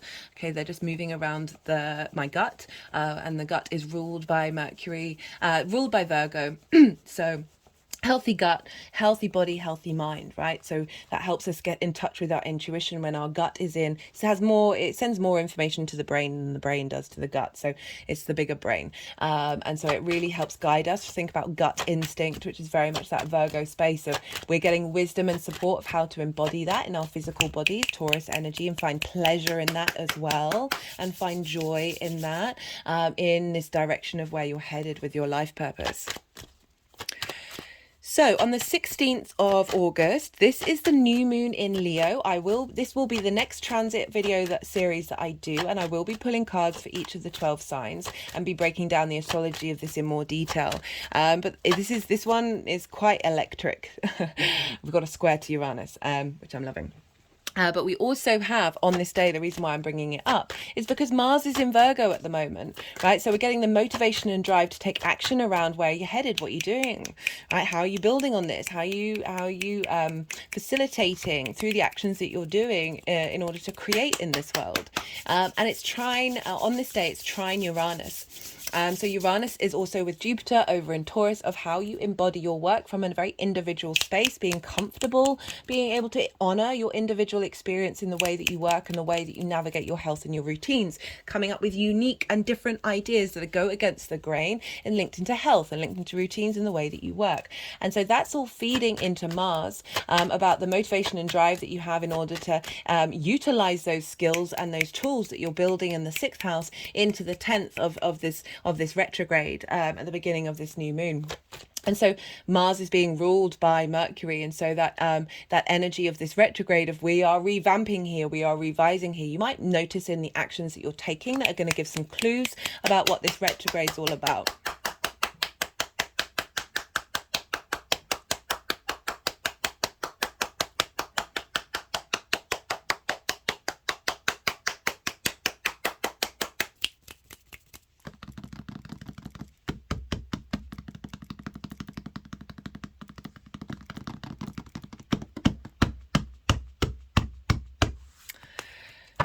On the 23rd of August, this is the station retrograde day, right? So I talked about stations. When planets station and slow down, right, their energy gets amplified. This goes boom, boom, boom, gets bigger and bigger and bigger. I shouldn't have done that last time I did that.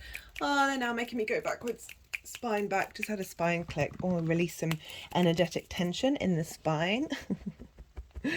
Oh, I can't remember. I think I did it in the Capricorn reading where I made that noise as if that vibrational energy is intensifying and magnifying and getting bigger. And yeah, the energies were just like, oh, we like that. We like that vibe. So on this day, this is when it's slowing down and stationing retrograde.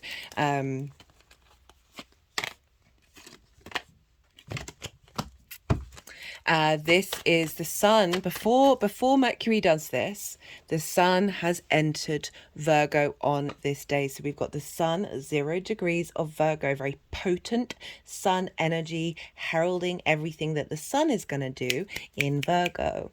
And this is huge energy shift, because before this point, before the sun enters Virgo, Mercury is only governing Mars and therefore only having an impact on the signs that Mercury rules, which is Gemini and Virgo, and the signs that Mars rules, which is Aries and Scorpio.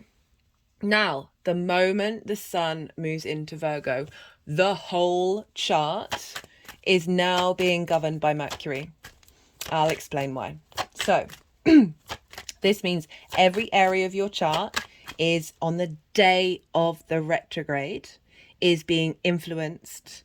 This energy is this holistic understanding of your whole chart in your 10th house, is where you're headed, is all feeding into Mercury, right? And the energy of this retrograde of what are we revisiting is feeding into all those signs of saying, hey, we're gonna move with this, right? We're all gonna be sort of eyes on the prize.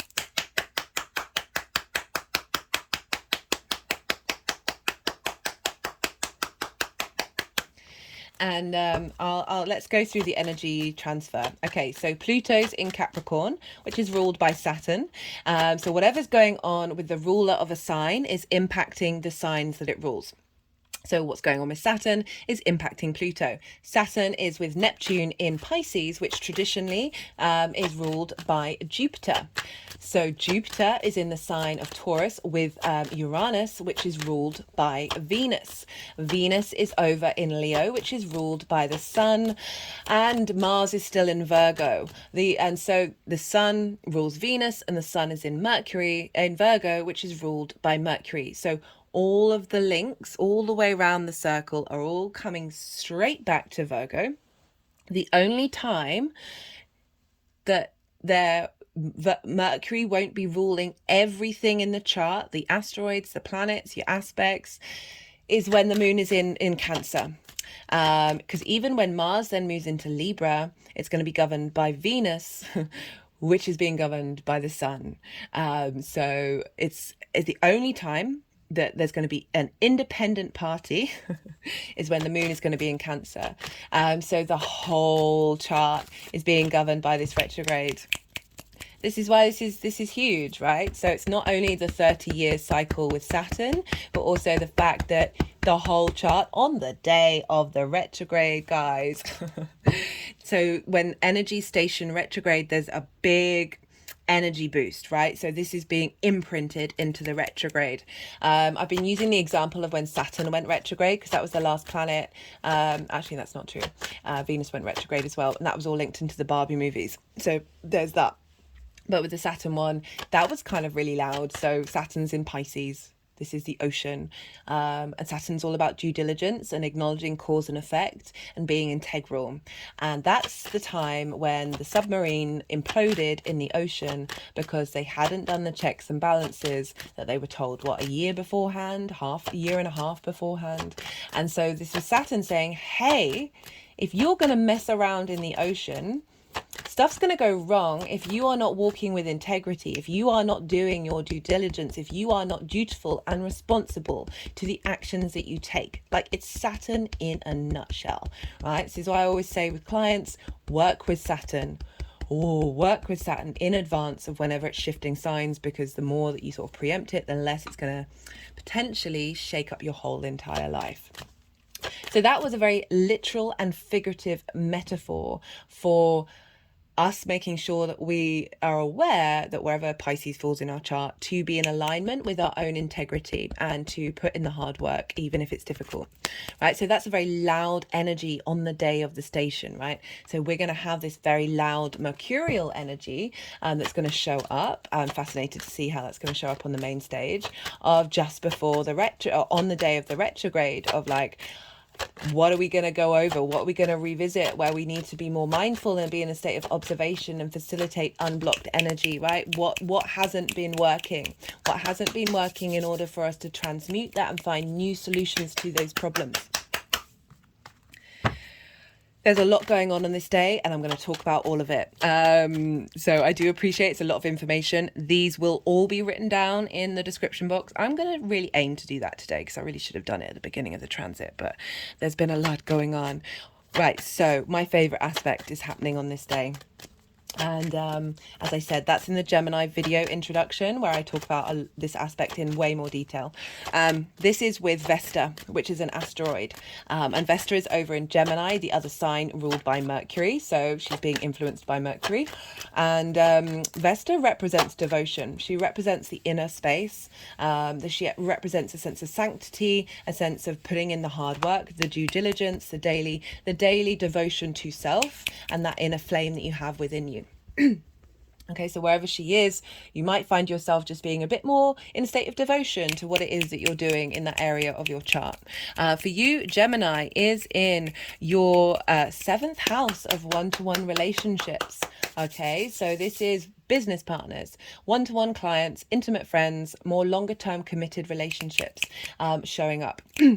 And so Vesta moving through there, you might have found yourself in a more devotional practice to those relationships and what it is that you crave from them and how they're showing up for you in your life. Like with that Gemini energy, very playful, very the joy of conversation can very much be a thing with that 7th house of what it is that you want from other people in order to feel good about being around them and want to connect to them and needing that playfulness and needing that exchange and not people being fixated on certain ideas. It's also how often you can be seen by others in intimate dynamics, right? So this expression of again, that playfulness of information, of being able to help people think in different ways and not get too serious about things, and really be able to enjoy the stimulation of experience with others. So Vesta's there, and this is squaring Mercury over in your 10th house. Again, Gemini is an angular house for you. Okay, they're just clicking around the third eye.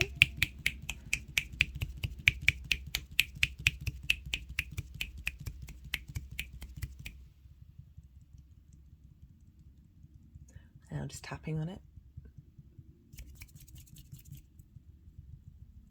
And again.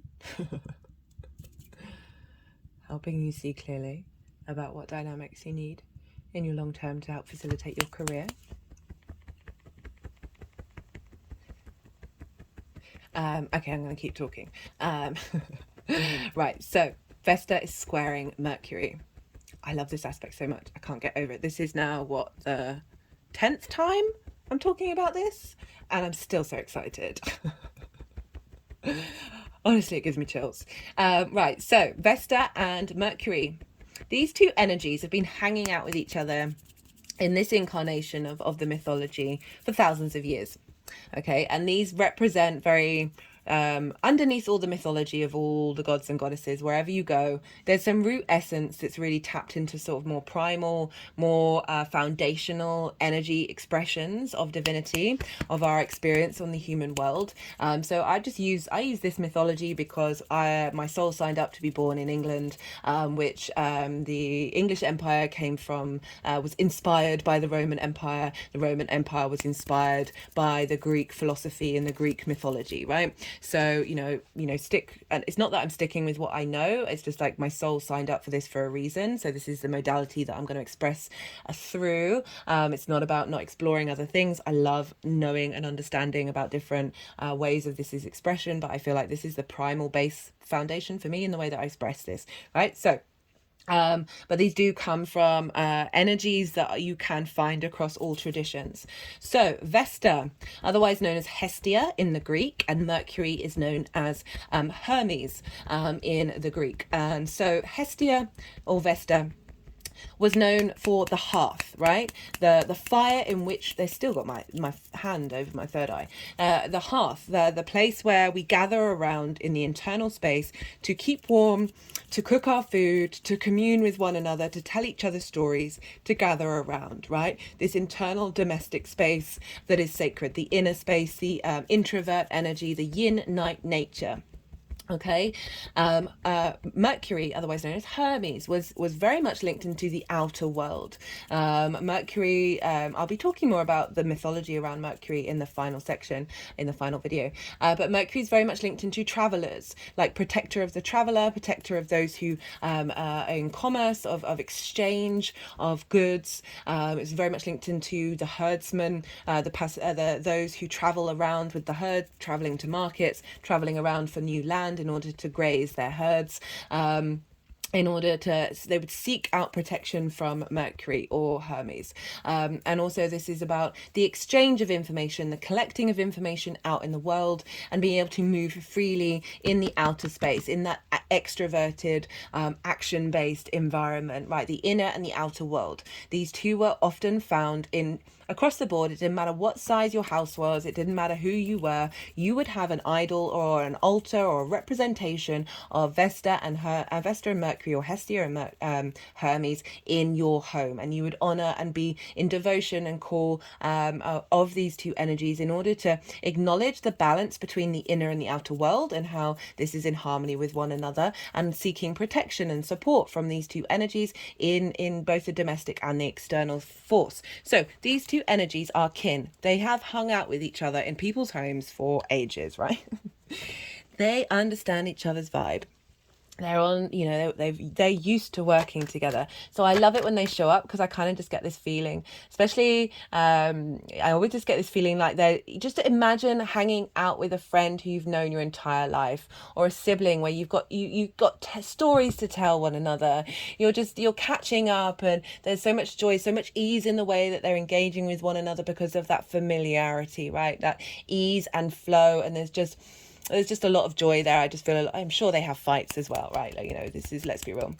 But I just get a lot, my hands are over my heart chakra right now. So I just get this feeling of support, that they know how to work together. They know how to facilitate each other's needs in order to gain support, right? Mercury, you know, that energy of being back at home and needing to rest. And the Vesta energy of saying needing to go out and get things for the home, of like needing protection. Think of the yin and yang, where you've got an element of each within each other, of that balance and that harmony, and the acknowledgement that you cannot have one without the other. You cannot have the internal space within you without the external. There's an element of, through knowing that which is separate, you then understand, you understand you understand the witness of, right, without the exterior we wouldn't know what the interior world is. There wouldn't be a context for it, there wouldn't be a naming of it, right? So often with the othering, we then understand ourselves. Now, with the Roman mythology, with the Roman tradition, okay, so we're moving away from the Greek idea. With the Roman tradition, they had a temple to Vesta in Rome, and the priestesses would dedicate themselves to tending to the flame, you know, that flame that comes from the hearth. These things get exaggerated and turned into symbols from a very sort of simple primal human need. And that there was a flame that was tended to, and this flame was linked into the sort of the spirit of the empire, and it was believed that if that flame went out, then the empire would fall. This is an acknowledgement of the fact that we all have a spirit, an aspect of the creator energy within us, and so by tending to that flame, tending to that inner space, that connection that we have, we are giving ourselves this sense of acknowledgement of our place in the world and the whole of it, and that through that the flow of protection can come through. And they were in devotion to this flame. That was thing that they would do on a day-to-day basis, and tend to that inner flame. So often we do not do that. And so Vesta really calls on to us to be in a state of devotion, and to tend to things. And so there's that inner flame that we have within us that's a representation. If we don't tend to it, then we degrade and we fall apart, right? We become separate things rather than a whole, the whole of the universe manifested in individual form.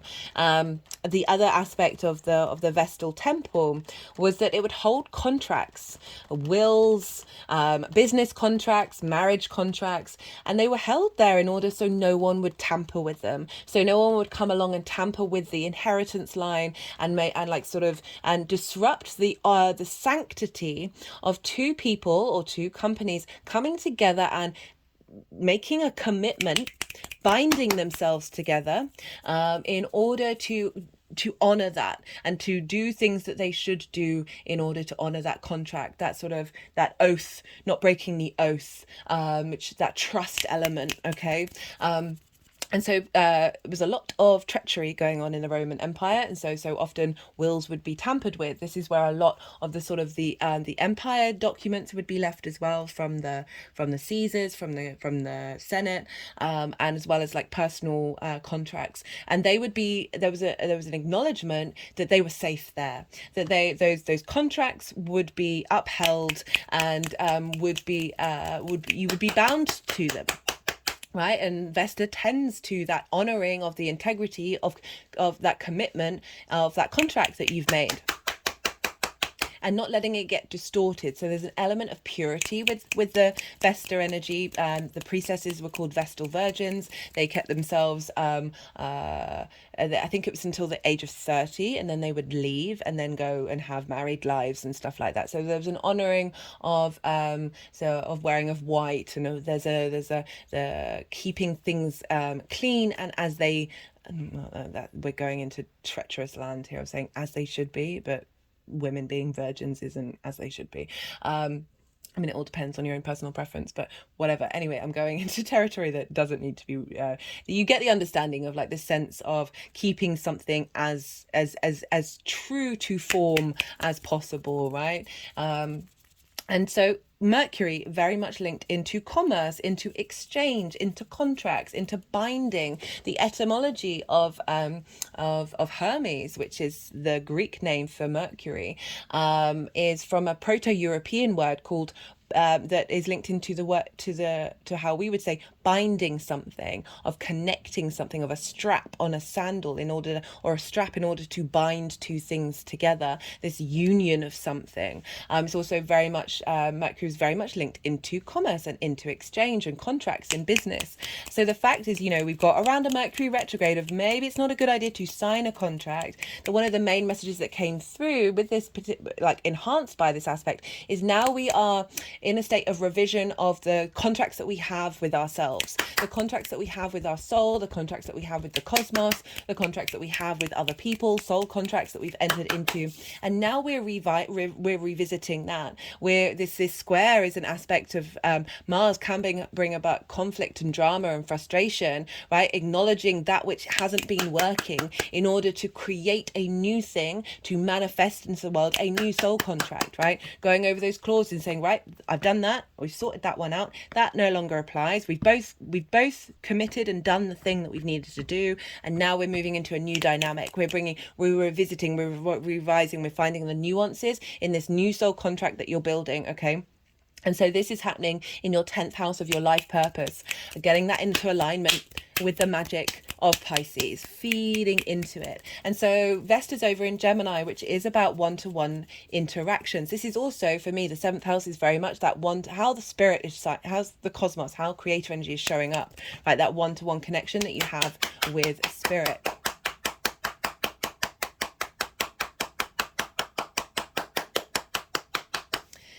And that filters through to all those other dynamics. Okay, so reassessing what friendship dynamics that you have in your life, intimate friends that may not be supporting where you're headed and what you're doing. And if there are relationship dynamics that fall away, it's because you've entered into a contract with that person, and that contract's been, that's all done now. And now it's helping you bring in either leveling up the relationships that you're in, or bringing in relationships that are in alignment with you of where you're headed, with these magical strengths of autonomy in your foundations that are being built.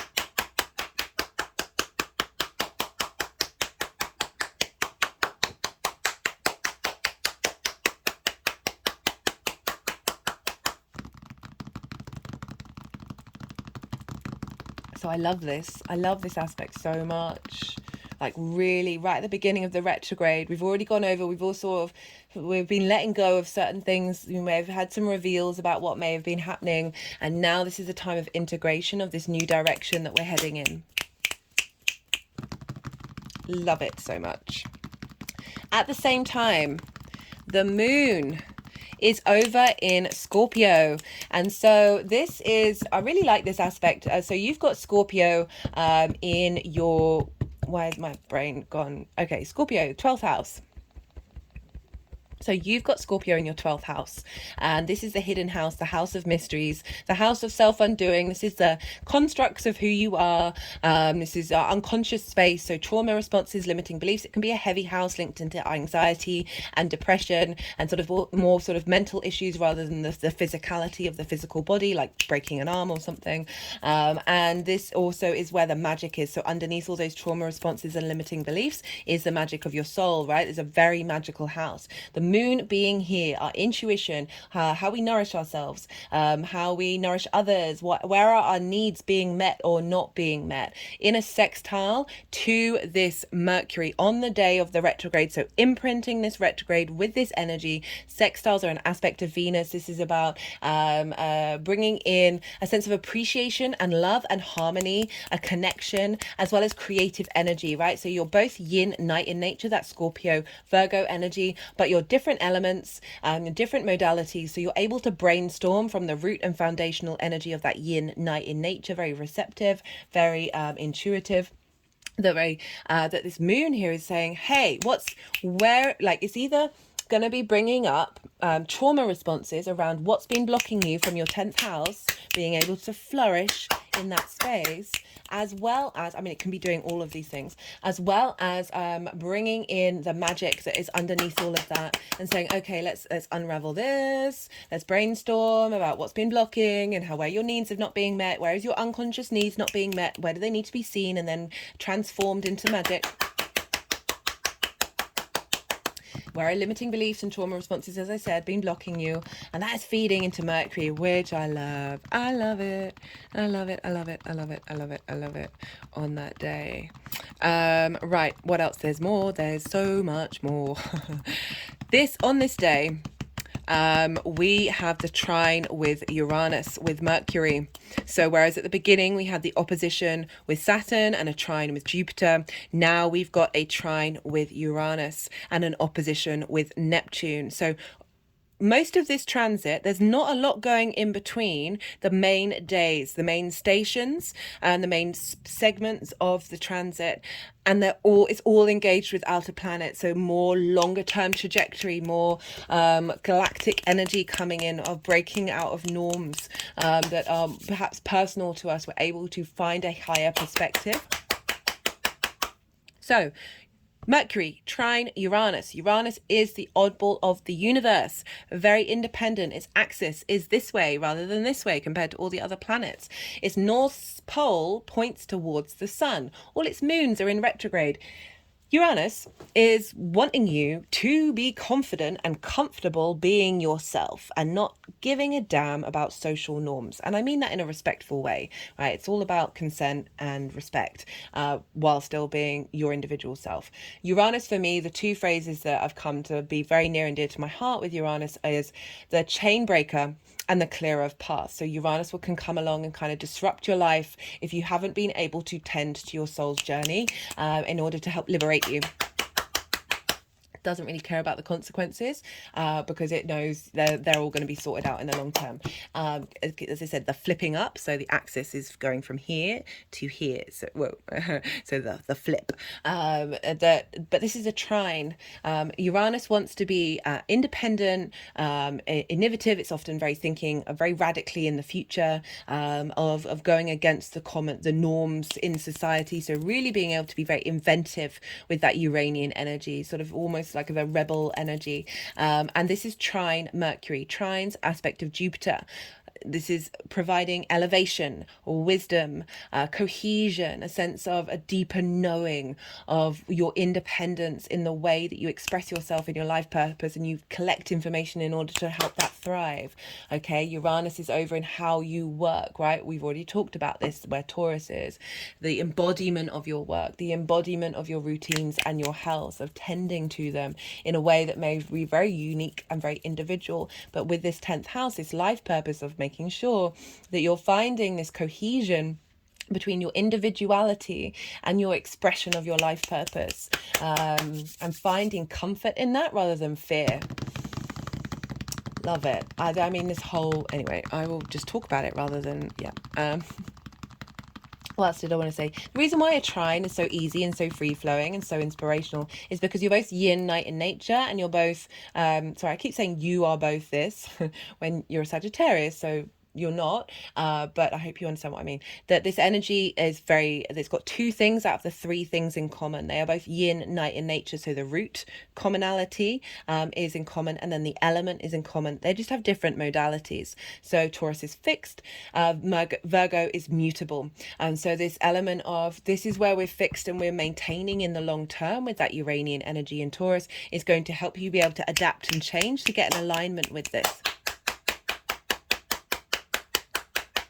Mars is also involved as well. So Mercury is at 21 degrees and 51 minutes. Mars is over at 27 degrees of Virgo. So that's 5 degrees away. It's still a conjunction. So we've got Mars, this motivation and drive, this passion, this momentum, this movement, this independent energy. Mars is very independent, so is Uranus. Also trining Uranus, but conjunct Mercury. So you've got this blending of Mercury of like, okay, how do we facilitate this in Virgo? How do we find flow? How do we collect this information? And Mars is like, right, I'm going to be taking action to help you get those downloads. I'm gonna give you feed into this retrograde the inspiration and motivation to get up and go, and the momentum forward and be independent. We've got Pluto. I've already mentioned Pluto, but this is when we get a proper close aspect with Pluto. So Pluto over in your skills, your resources, how you value yourself. As I said, bringing up resources from under the ground, right? This is one of the aspects of Pluto that doesn't get talked about very much. Is traditionally he was seen as the god of wealth, right? Of bringing up resources from under the ground, minerals, crystals, gold, whatever it is.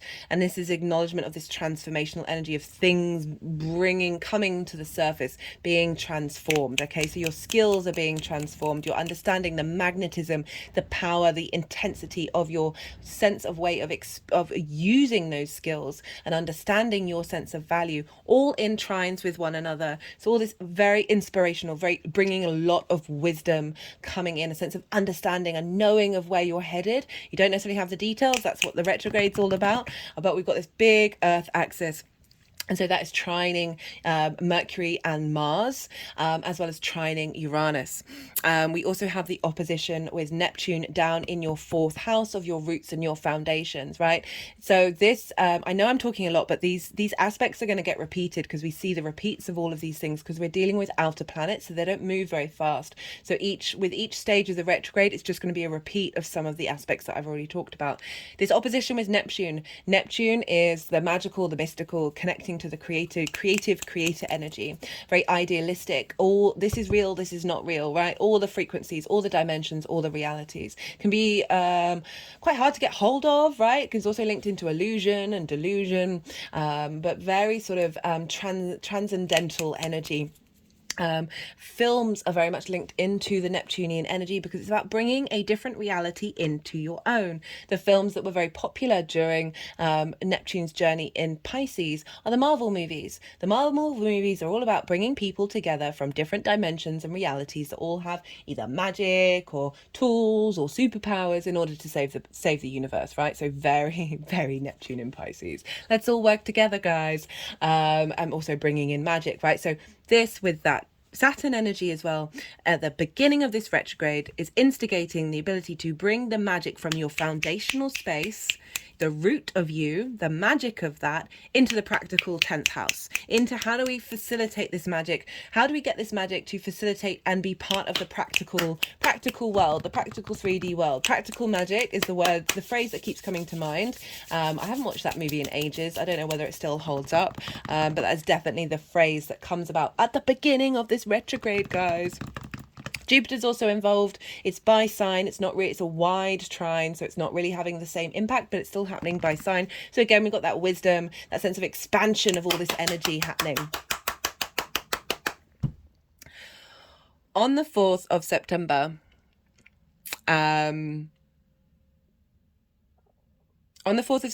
sorry, my brain just froze. This is when Venus goes direct. So the sun is in Virgo. So what's going on with the sun is being influenced by Mercury and then for influencing what's going on with Venus. So that's not really the main reason why I'm bringing this up. So Venus is now direct. She's still going to go over shadow.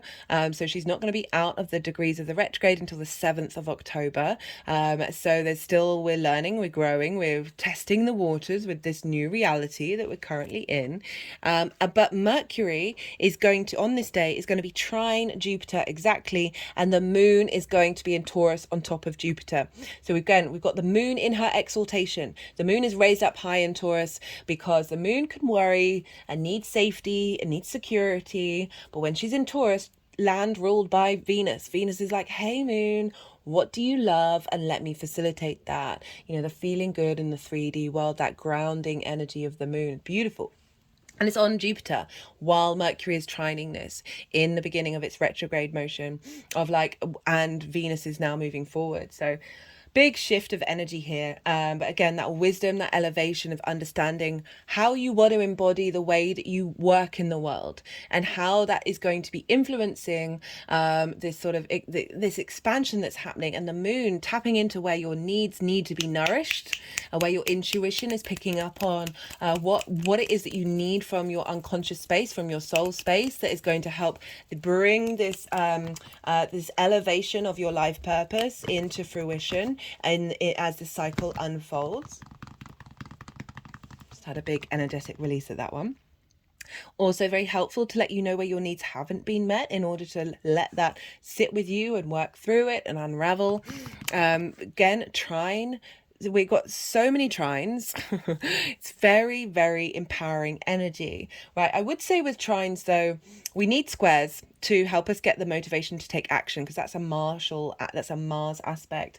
With trines and sextiles, it can just be so easy that you don't necessarily put it into action. So just be mindful of that. I mean, I don't know whether that will show up because you've got that square to your Sagittarius energy, so the way that you embody it is happening in a square. But if it does, just be aware of that. The reason why I bring up this aspect as well is because 2 days later is when we have the Cazimi with the sun.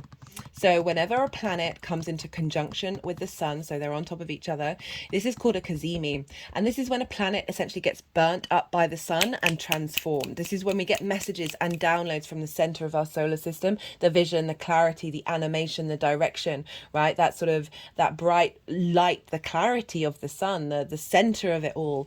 And this is when Mercury and the sun are going to conjoin. Mercury is traditionally the messenger of the gods, right? Passing on information. So the accentuation of the downloads that we're getting are going to be quite huge. Mercury is also in its own sign in exaltation. So the quality of the downloads are going to be quite something. And this is the midpoint of the retrograde. So up until this point, Mercury has been an evening star. This means when Mercury rises in the evening rather than rising in the morning. So more yin night in nature, more that sort of internal space. There's a contemplation, there's a nourishing, there's a nurturing, there's a strategizing. It's looking often to the past as well in order to gather that information and work out what's going on, and cultivating that and strategizing of, like, rather than taking direct action. After this Cazimi, on this day, Mercury will then move into being a morning star, and this will mean that Mercury then rises in the morning before the sun. So it's more forward thinking, it's more looking to the future. This is more yang day in energy, so more extrovert, more taking direct action. Even though this is still a retrograde, this is the midpoint, right? So we've still got the other half of the retrograde to go, but now instead of like cultivating and looking to the past and getting downloads from, say, past lives and stuff like that, now we're looking to the future side of it and how we're integrating all of this moving forward. This is also with the trine to Jupiter. So Jupiter providing elevation and expansion of these downloads and wisdom. And I love it. I love it. I love it. I love it. I love it. I love it. On the 15th of September, this is the new moon in Virgo, and at the time that the moon is exact, this is Mercury is still retrograde, but this is the day that it's going to station direct. So that new moon, I will be doing a transit video on that. I'll be pulling cards for each signs. Come back and check in on that one later on. But I just wanted to highlight, we've got this new moon in Virgo with Mercury that is stationing. It's slowing down. So that intense energy is feeding into this new moon that's instigating a whole new cycle with all of that wisdom. Remember, a lot of people who have Mercury retrograde can be very, very intelligent, can look at things in very different ways in order to break out of paradigms, okay? So we've got that boost with this new moon that's starting a whole new cycle in your 10th house of where you're headed, what you're doing, what brings you, what pulls you forward, what about your career and the elevation of that, right? So you've got a lot of that happening on that day. Later on that day, Mercury's going direct. So now we're moving forward. We've slowed down, we stopped going backwards, and now we're moving forward. We're integrating everything that we've learned. We're still assessing the new territory that we're walking in. Well, the old territory, but in this new form. We're seeing how that all fits and working it out, like testing it out. And, you know, we're over old territory, so we kind of know what we're doing, but also adding on an added layer of what's going on. And on this day, the sun is trine Uranus. So Uranus trines through and through, trines with Jupiter, independence and wisdom, right? The clarity and vision of the sun, the direction of where we are headed, with the independence of Uranus saying, hey, let's get this in alignment. Remember, the North Pole of Uranus points towards the sun. They are in cahoots with one another. The intentions of Uranus are pulled towards the sun with the light, that light body that we have, the downloads that we have, right? A lot of wisdom coming through on this day that's feeding into this station direct energy that's gonna like flavor this part of the cycle. We also have Black Moon Lilith, who has now moved into Virgo. She's at 1 degree. Mercury's at 8 degrees. It's a wide orb for a conjunction, but I still feel like it's a very valid energy to talk about. Black Moon Lilith, right? Go look up her mythology. She's been a scapegoat for a lot of things throughout time, okay? I really honor the energy of the Black Moon Lilith, of the Lilith energy.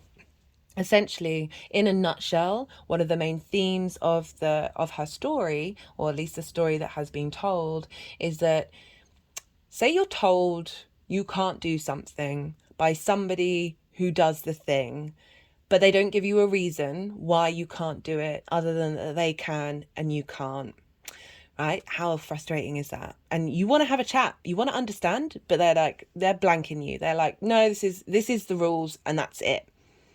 Lilith energy will pack the bags up and leave, right? She's willing to engage in conversation. She wants equality. She wants there to be balance. She wants to understand the situation and then be able to make up her own mind about it. But if there is no willingness to communicate, if there's a wall, if there's a severe blockage that you've tried all the things in order to get around it and it's just still staying there, she will leave and she will go and do her own thing.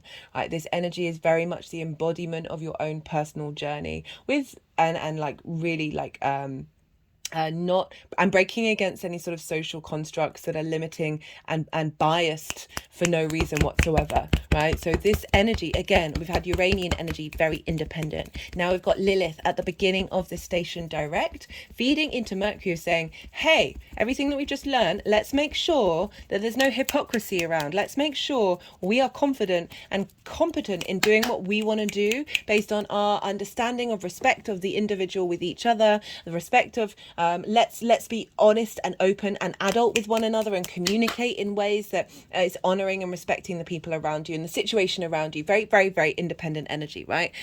Love it because it's opposite Saturn. All of this is opposite Saturn. So we had this at the beginning of the shadow phase, and now we have it at the beginning of the direct motion.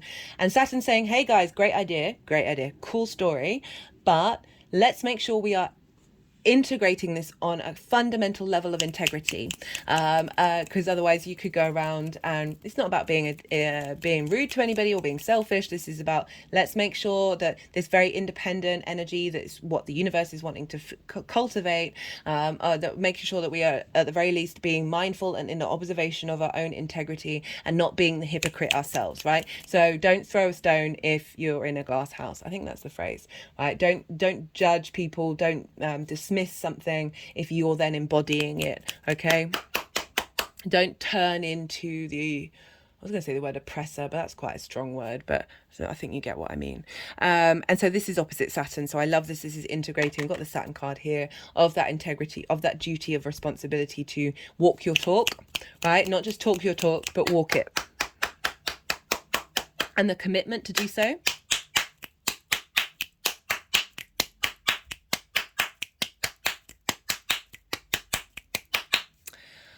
On this day, and it's not related, but it's going on in the sky, so therefore it is. We have Venus conjunct Juno. Juno is an asteroid. She represents commitment, your ride or die, right? Through thick or thin. That thing that you're like, this is worth sticking by from every objective point of view, and I'm here for it. With Venus, she's not out of her shadow phase. She's direct, but she's still working through things. And I love that Juno and Venus are walking together at the end with this of like really committing to that transformation that Venus has made in your chart. And this is for you in your 9th house of how you see yourself in the world. And so this is sextile Mars that's over in Libra in conjunct the South Node. So the South and North Node are being ruled by Venus and Mars. Do check out the nodal transit series if you want to know more about what the eclipses are going to be like for you. But so the South Node's over in Libra, of what we're letting go of, what we're purifying, letting go of people pleasing for the sake of others and diminishing ourselves. We're moving past that, guys. Mars is conjunct the South Node, which is ruled by Venus. and Venus is sextiling this energy with Juno, of like how we are committing to our heart's desires and finding the motivation to express ourselves socially from a very independent place. And this is in your 11th house of hopes and dreams, friends, groups and alliances, and also reaping the benefits from your 10th house. So we've got this connection of Venus instigating appreciation and value and harmony between how you see yourself in the world and how that impacts your hopes and your dreams and the benefits that you reap from your 10th house, as well as the moon is over in Aries. The moon is over in Aries in your creation energy, right? So this is intuition and understanding about where you're transforming that creative energy. And all of this feeds into the 10th house of your life purpose and where you're headed. So this is right on the day that Mercury is now out of shadow, starting a whole new adventure, a new section of the book, right, after everything that you've learned. And there's a real power boost from Venus and Mars at this time with the moon, with the nodes, which is very fated energy that's getting in alignment with this new revamp, this new regeneration into this new chapter, this new quantum chapter. On the 2nd of October, this is the day that Mercury leaves Virgo. And this is with an opposition. Oh, goodness me. Did I forget? Did I talk? Oh, I missed some bits. The out of shadow phase. I talked about the trine with Uranus. I do apologize, guys. Did I? Oh, my brain has gone completely blank.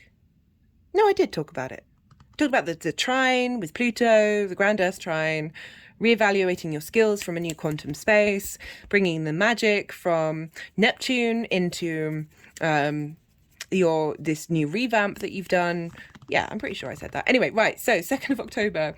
This is, again, the opposition with Neptune, of like really saying, okay, now we're moving into Libra and instigating your hopes and your dreams based off of this new directional phase with the magic of Neptune, with this understanding of being able to tap into lots of different things that you may have never been able to tap in before. So that is the end of the transit. I have been talking for quite some time. Right, so they put the deck down ages ago, so all the cards are out. I'm just going to pause the video for a second and do a little bit of a meditation, and then I'm going to come back, and this is so we've just had the yang day side of the reading where it's more extroverted. You've had loads of information, lots of stimulation, lots of direct action. Go, go, go, go, go, go, go, go, go. I speak very fast. I do appreciate that. And we need that action and that day as well as the rest and the night. And now is the time where I will go quiet. And so this is allowing this time for all this information to digest, soften your mind and see what intuitive hits are coming up about this transit, how this may be showing up for you already, whether you've got some clues and understanding about what's going on. Just to really allow yourself to relax and let it all to digest. The reason why I go quiet is because, well, one, we need to rest and we need to integrate. It's not just all constant movement, otherwise we never have time to catch up, which is why these retrogrades are really great. With all the processing and downloads that we've been getting now, in retrogrades are a time of integrating that. That I go quiet because they'll do some energy work and then they'll want to move the cards into the piles. And when they move the cards around, I find it difficult to channel, think and talk at the same time because I too have to soften my mind and allow that channeling to come through. So I go quiet, and then once they're all in their 4 piles and they've done the energy work that they've needed to do, I will then bring in the tarot with everything that I've just said and pull some clarification cards. Right, I'm just going to pause for a second and then I will come back.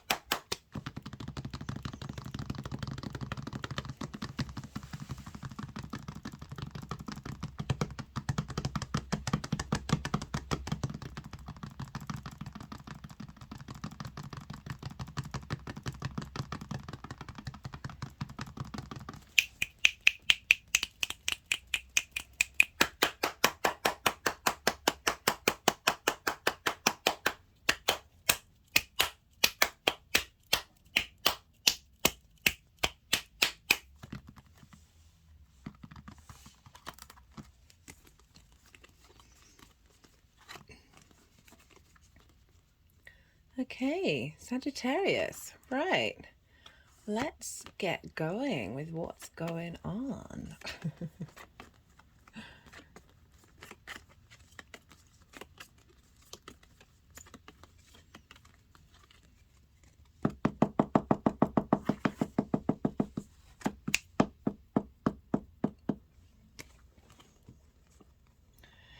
So this is for the shadow phase with this Mercury retrograde. So that's from the 4th of August to the 23rd of August.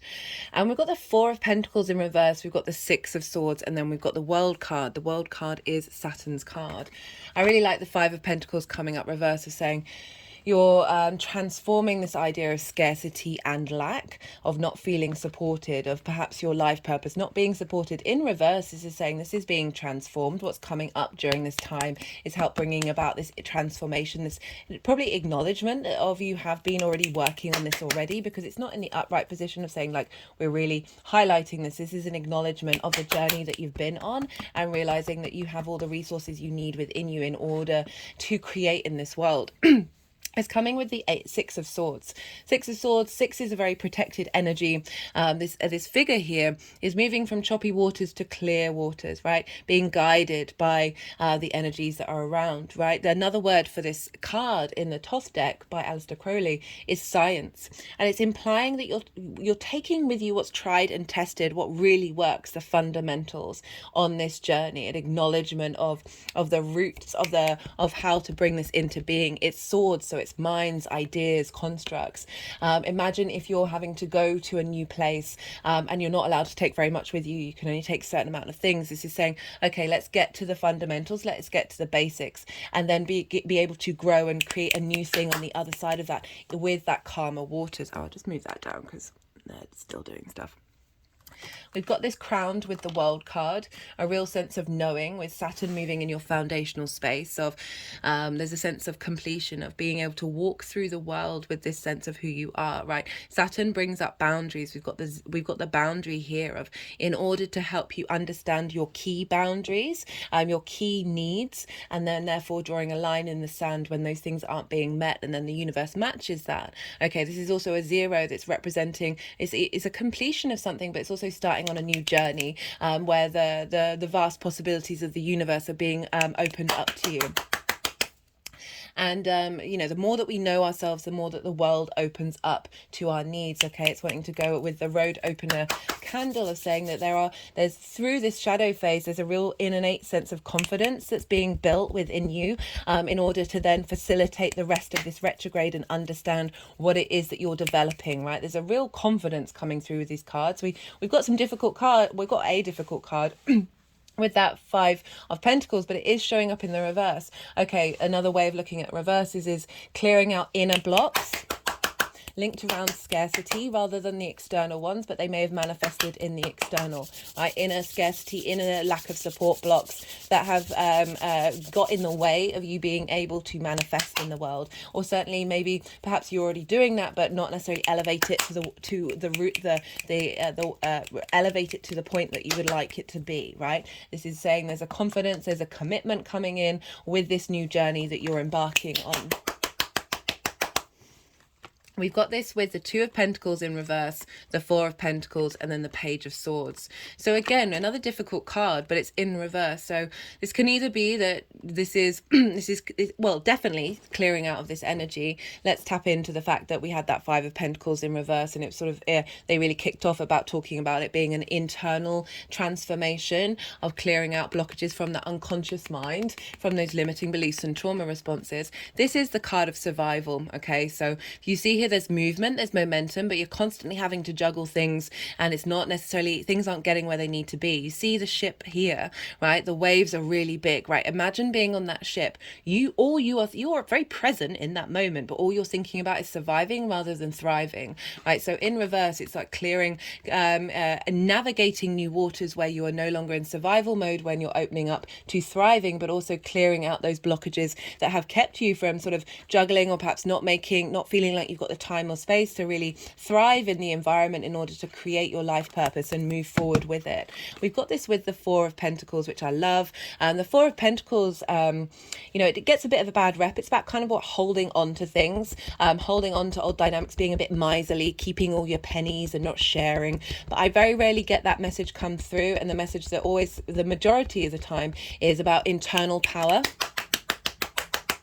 internal safety, internal structure in order to thrive. Okay, so this figure has pentacles under its feet, over its heart, on the crown, the feet chakra, heart chakra and crown chakra. It's wearing a crown. It's acknowledging inner sovereignty, inner power that you have in order to work in this 3D world, earth energy, very practical, to be able to create, to be able to have that inner structure for you to be able to manifest in the world your life purpose and elevate that career from a place of confidence. With that world card in the Four of Pentacles, very confident, very able to commit to the direction that you're headed into. We've got it crowned with the Page of Swords. This is a great card for retrogrades because the page is both looking backwards but moving forwards. Again, this is sword, this is mental ideas, this is constructs, messages coming through, clues coming through to make you realize that you are no longer in the past, but you're acknowledging that and you're moving forward into a new dimension. And pages are very useful energy, right? They're very, they're the youngest of the court cards. So it's really saying this, engaging with this new dynamic in a very useful way, a very free-spirited way of where you're not necessarily got the heaviness, the sort of the jadedness of having gone through certain situations all the time. This is really saying there's a new dynamic coming in, a new way of engaging with the constructs that you have, an understanding of who you are and how that is expressed in the world and how you manifest that. I'll move it back up now. We have for the retrograde itself, I mean, like across the board, your reading is very confident, right? There are a lot of other readings they've had energy of of really needing to work through some certain stuff in order to break free and liberate yourself. There's a lot here. I mean, they've also all been very liberating, but there's a lot here that's saying like you've clearly been working on this. You've clearly been thinking about this and navigating this for some time, and that I just feel with that Saturn square, that Saturn opposition and also the Saturn square to you, that you've like we've already had some energy been working, you've been getting committed to the roots and foundations of who you are, and that's clearly rippled out in your integrity that you're having with other situations, right? Okay, so we have for the retrograde itself, we've got the Hermit. This is the first time the Hermit is shown up in these readings with the Queen of Wands. So I love that we're bringing in some fire energy here, the Queen of Swords, and then the Eight of Pentacles. This is very much, I do like this this combination of these cards because it is about dedication and duty to the inner wisdom that you have within you, right? So the Hermit Virgo card, this is about tending to your inner flame. Okay, they've got the Star card in there. There's deep wisdom here, there's deep learning, there is a sense of pause with the Hermit, a need to retreat and go inward and really find the details, right? Really cultivate whatever it is that you're planning in this this retrograde phase of allowing your inner wisdom to shine through.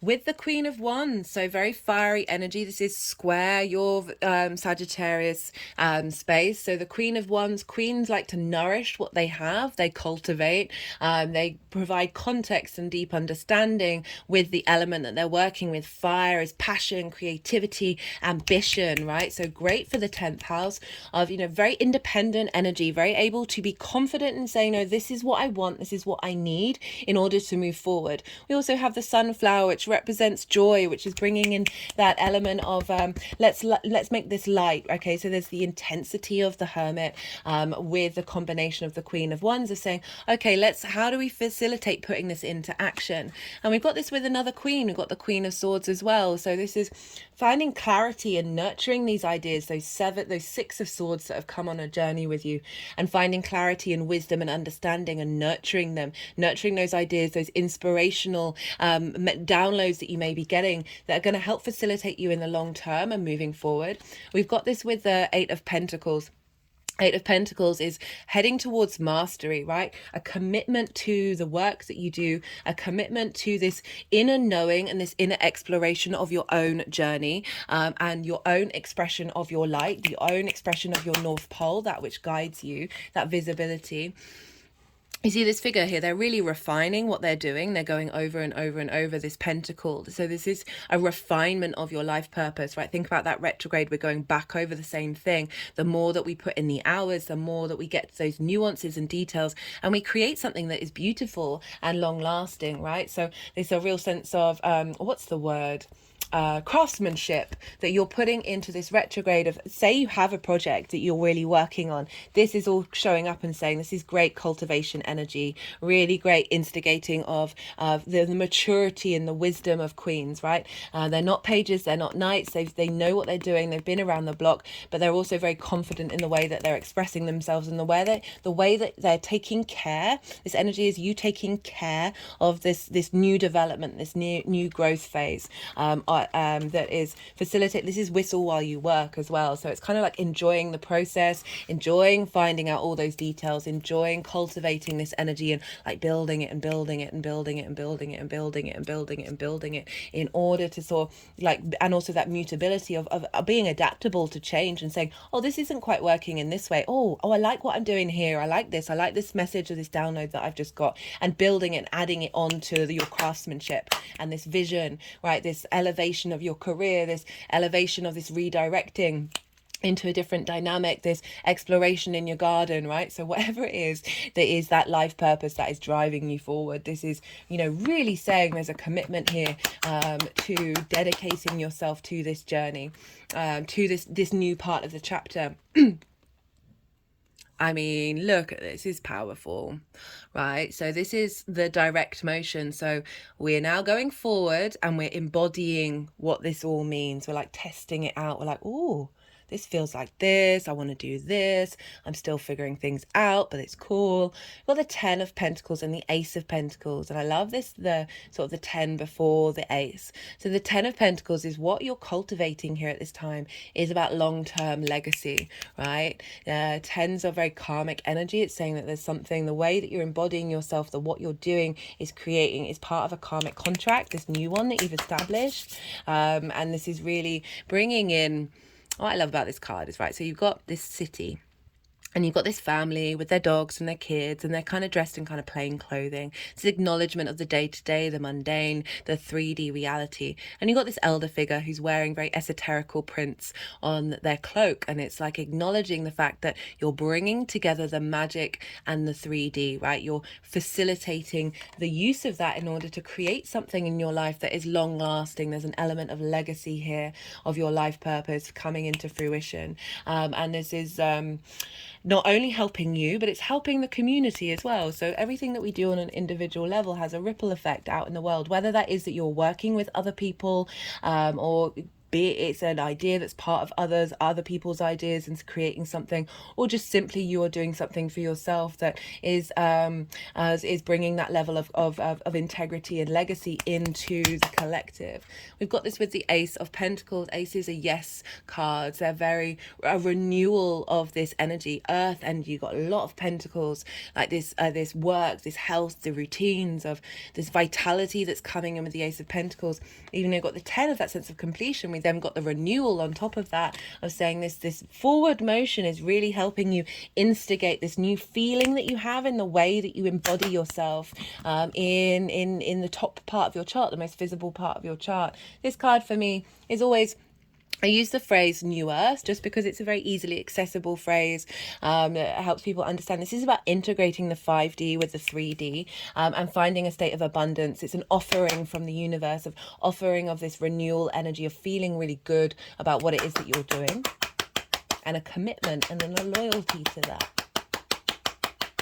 We've got here through the archway, you've got mountains. Mountains always represent a higher perspective. So bringing in that that higher vibrational level of Mercury being in its own sign and being exalted, that is facilitating you being able to be practical and bring this into manifestation into the 3D world.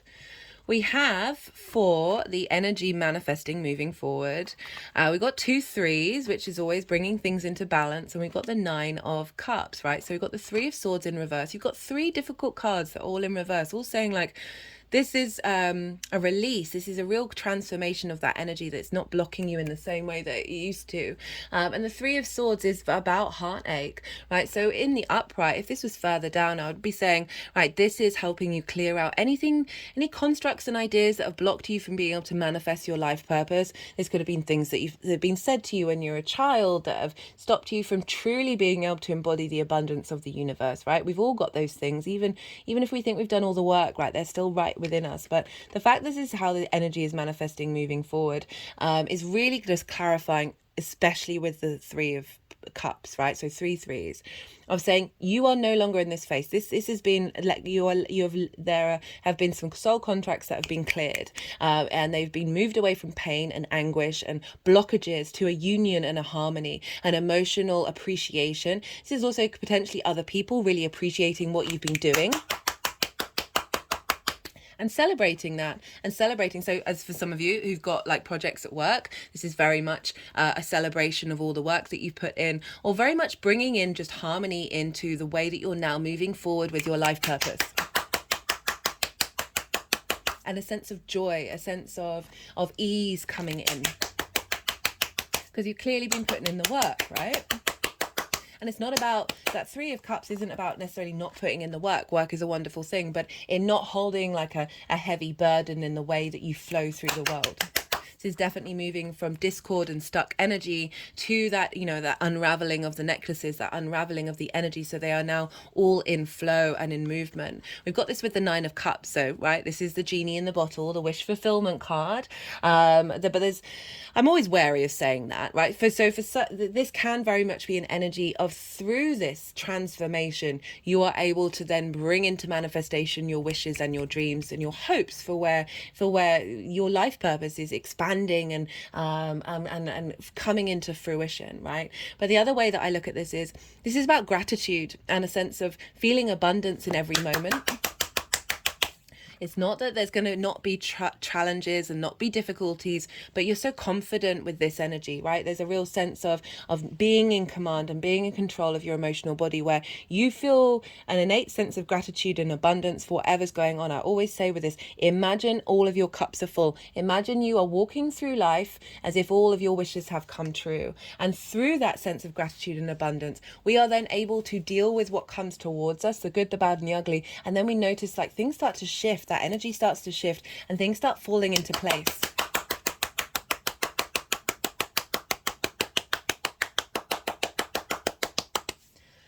Right, I am going to pull some clarification cards for you, Sagittarius. Let's see what wants to come through for this Mercury retrograde.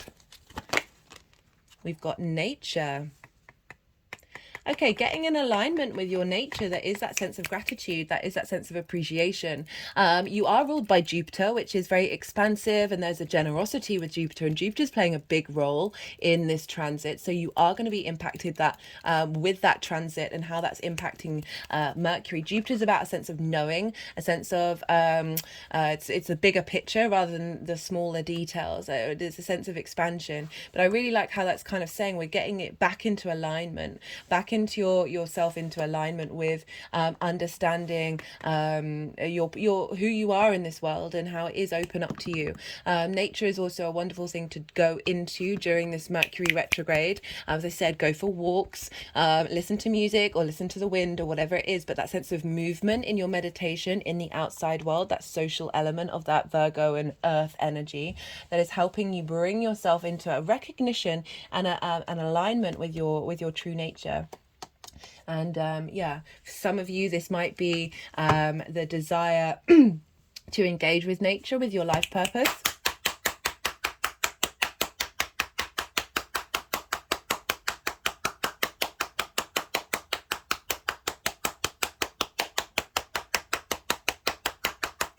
As well as I said, expressing your true nature and being very confident and capable in that exploration of what it is that is truly that thing that guides you. Okay, so that was the numerology deck. That just came flying over. This is the First Light Tarot, and this is the Star card. So this is the Aquarius card. This is potential, success, happy endings, promising beginnings. Okay, they're wanting to sort of focus on all of these things, all of these words. Just an acknowledgement of the journey that you're going on. That the Star card is about deep emotional healing, and through that, we are able to hope and dream again. In the traditional Rider-Waite, she is unclothed. She is so free of masks. She is able to really embody herself in her actions and nourish the environment around her and tap into that star potential. We are all third generation stardust, bringing in that galactic energy with the 3D and intermingling them. So we've got a double sort of loop around with the Ace of Pentacles of the harmony of the 5D and the 3D with the galactic energy. But very, very positive card, the Star card.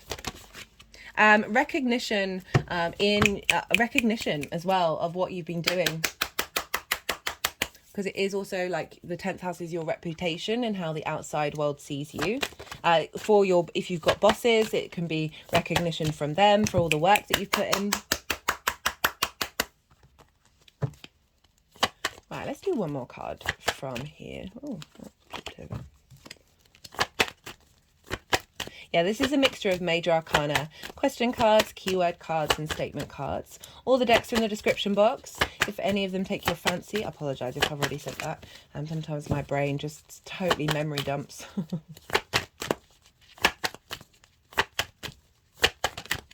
Oh, did we get a flipper?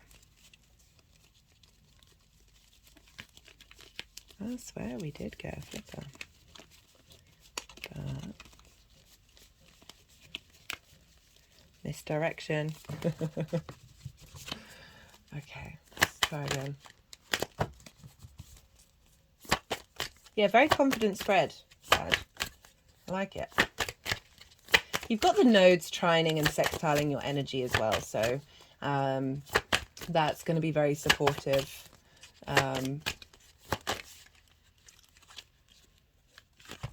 We've got the Sun, freedom, nature, free-spirited innocence. So really reinforcing that nature of having that vision that's in alignment with your soul's frequency. This is also the Leo card. No, it's not the Leo card. The Sun rules Leo. And there's that transformation of Venus going on, which is trining your Sagittarius energy. So that is incredibly supportive as well during... Wait. I didn't want that one. Final card, final card, final card.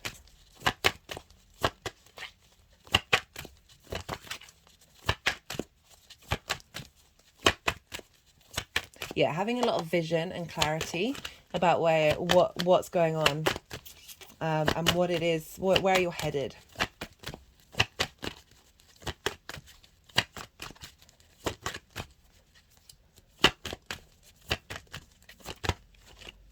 Oh, okay.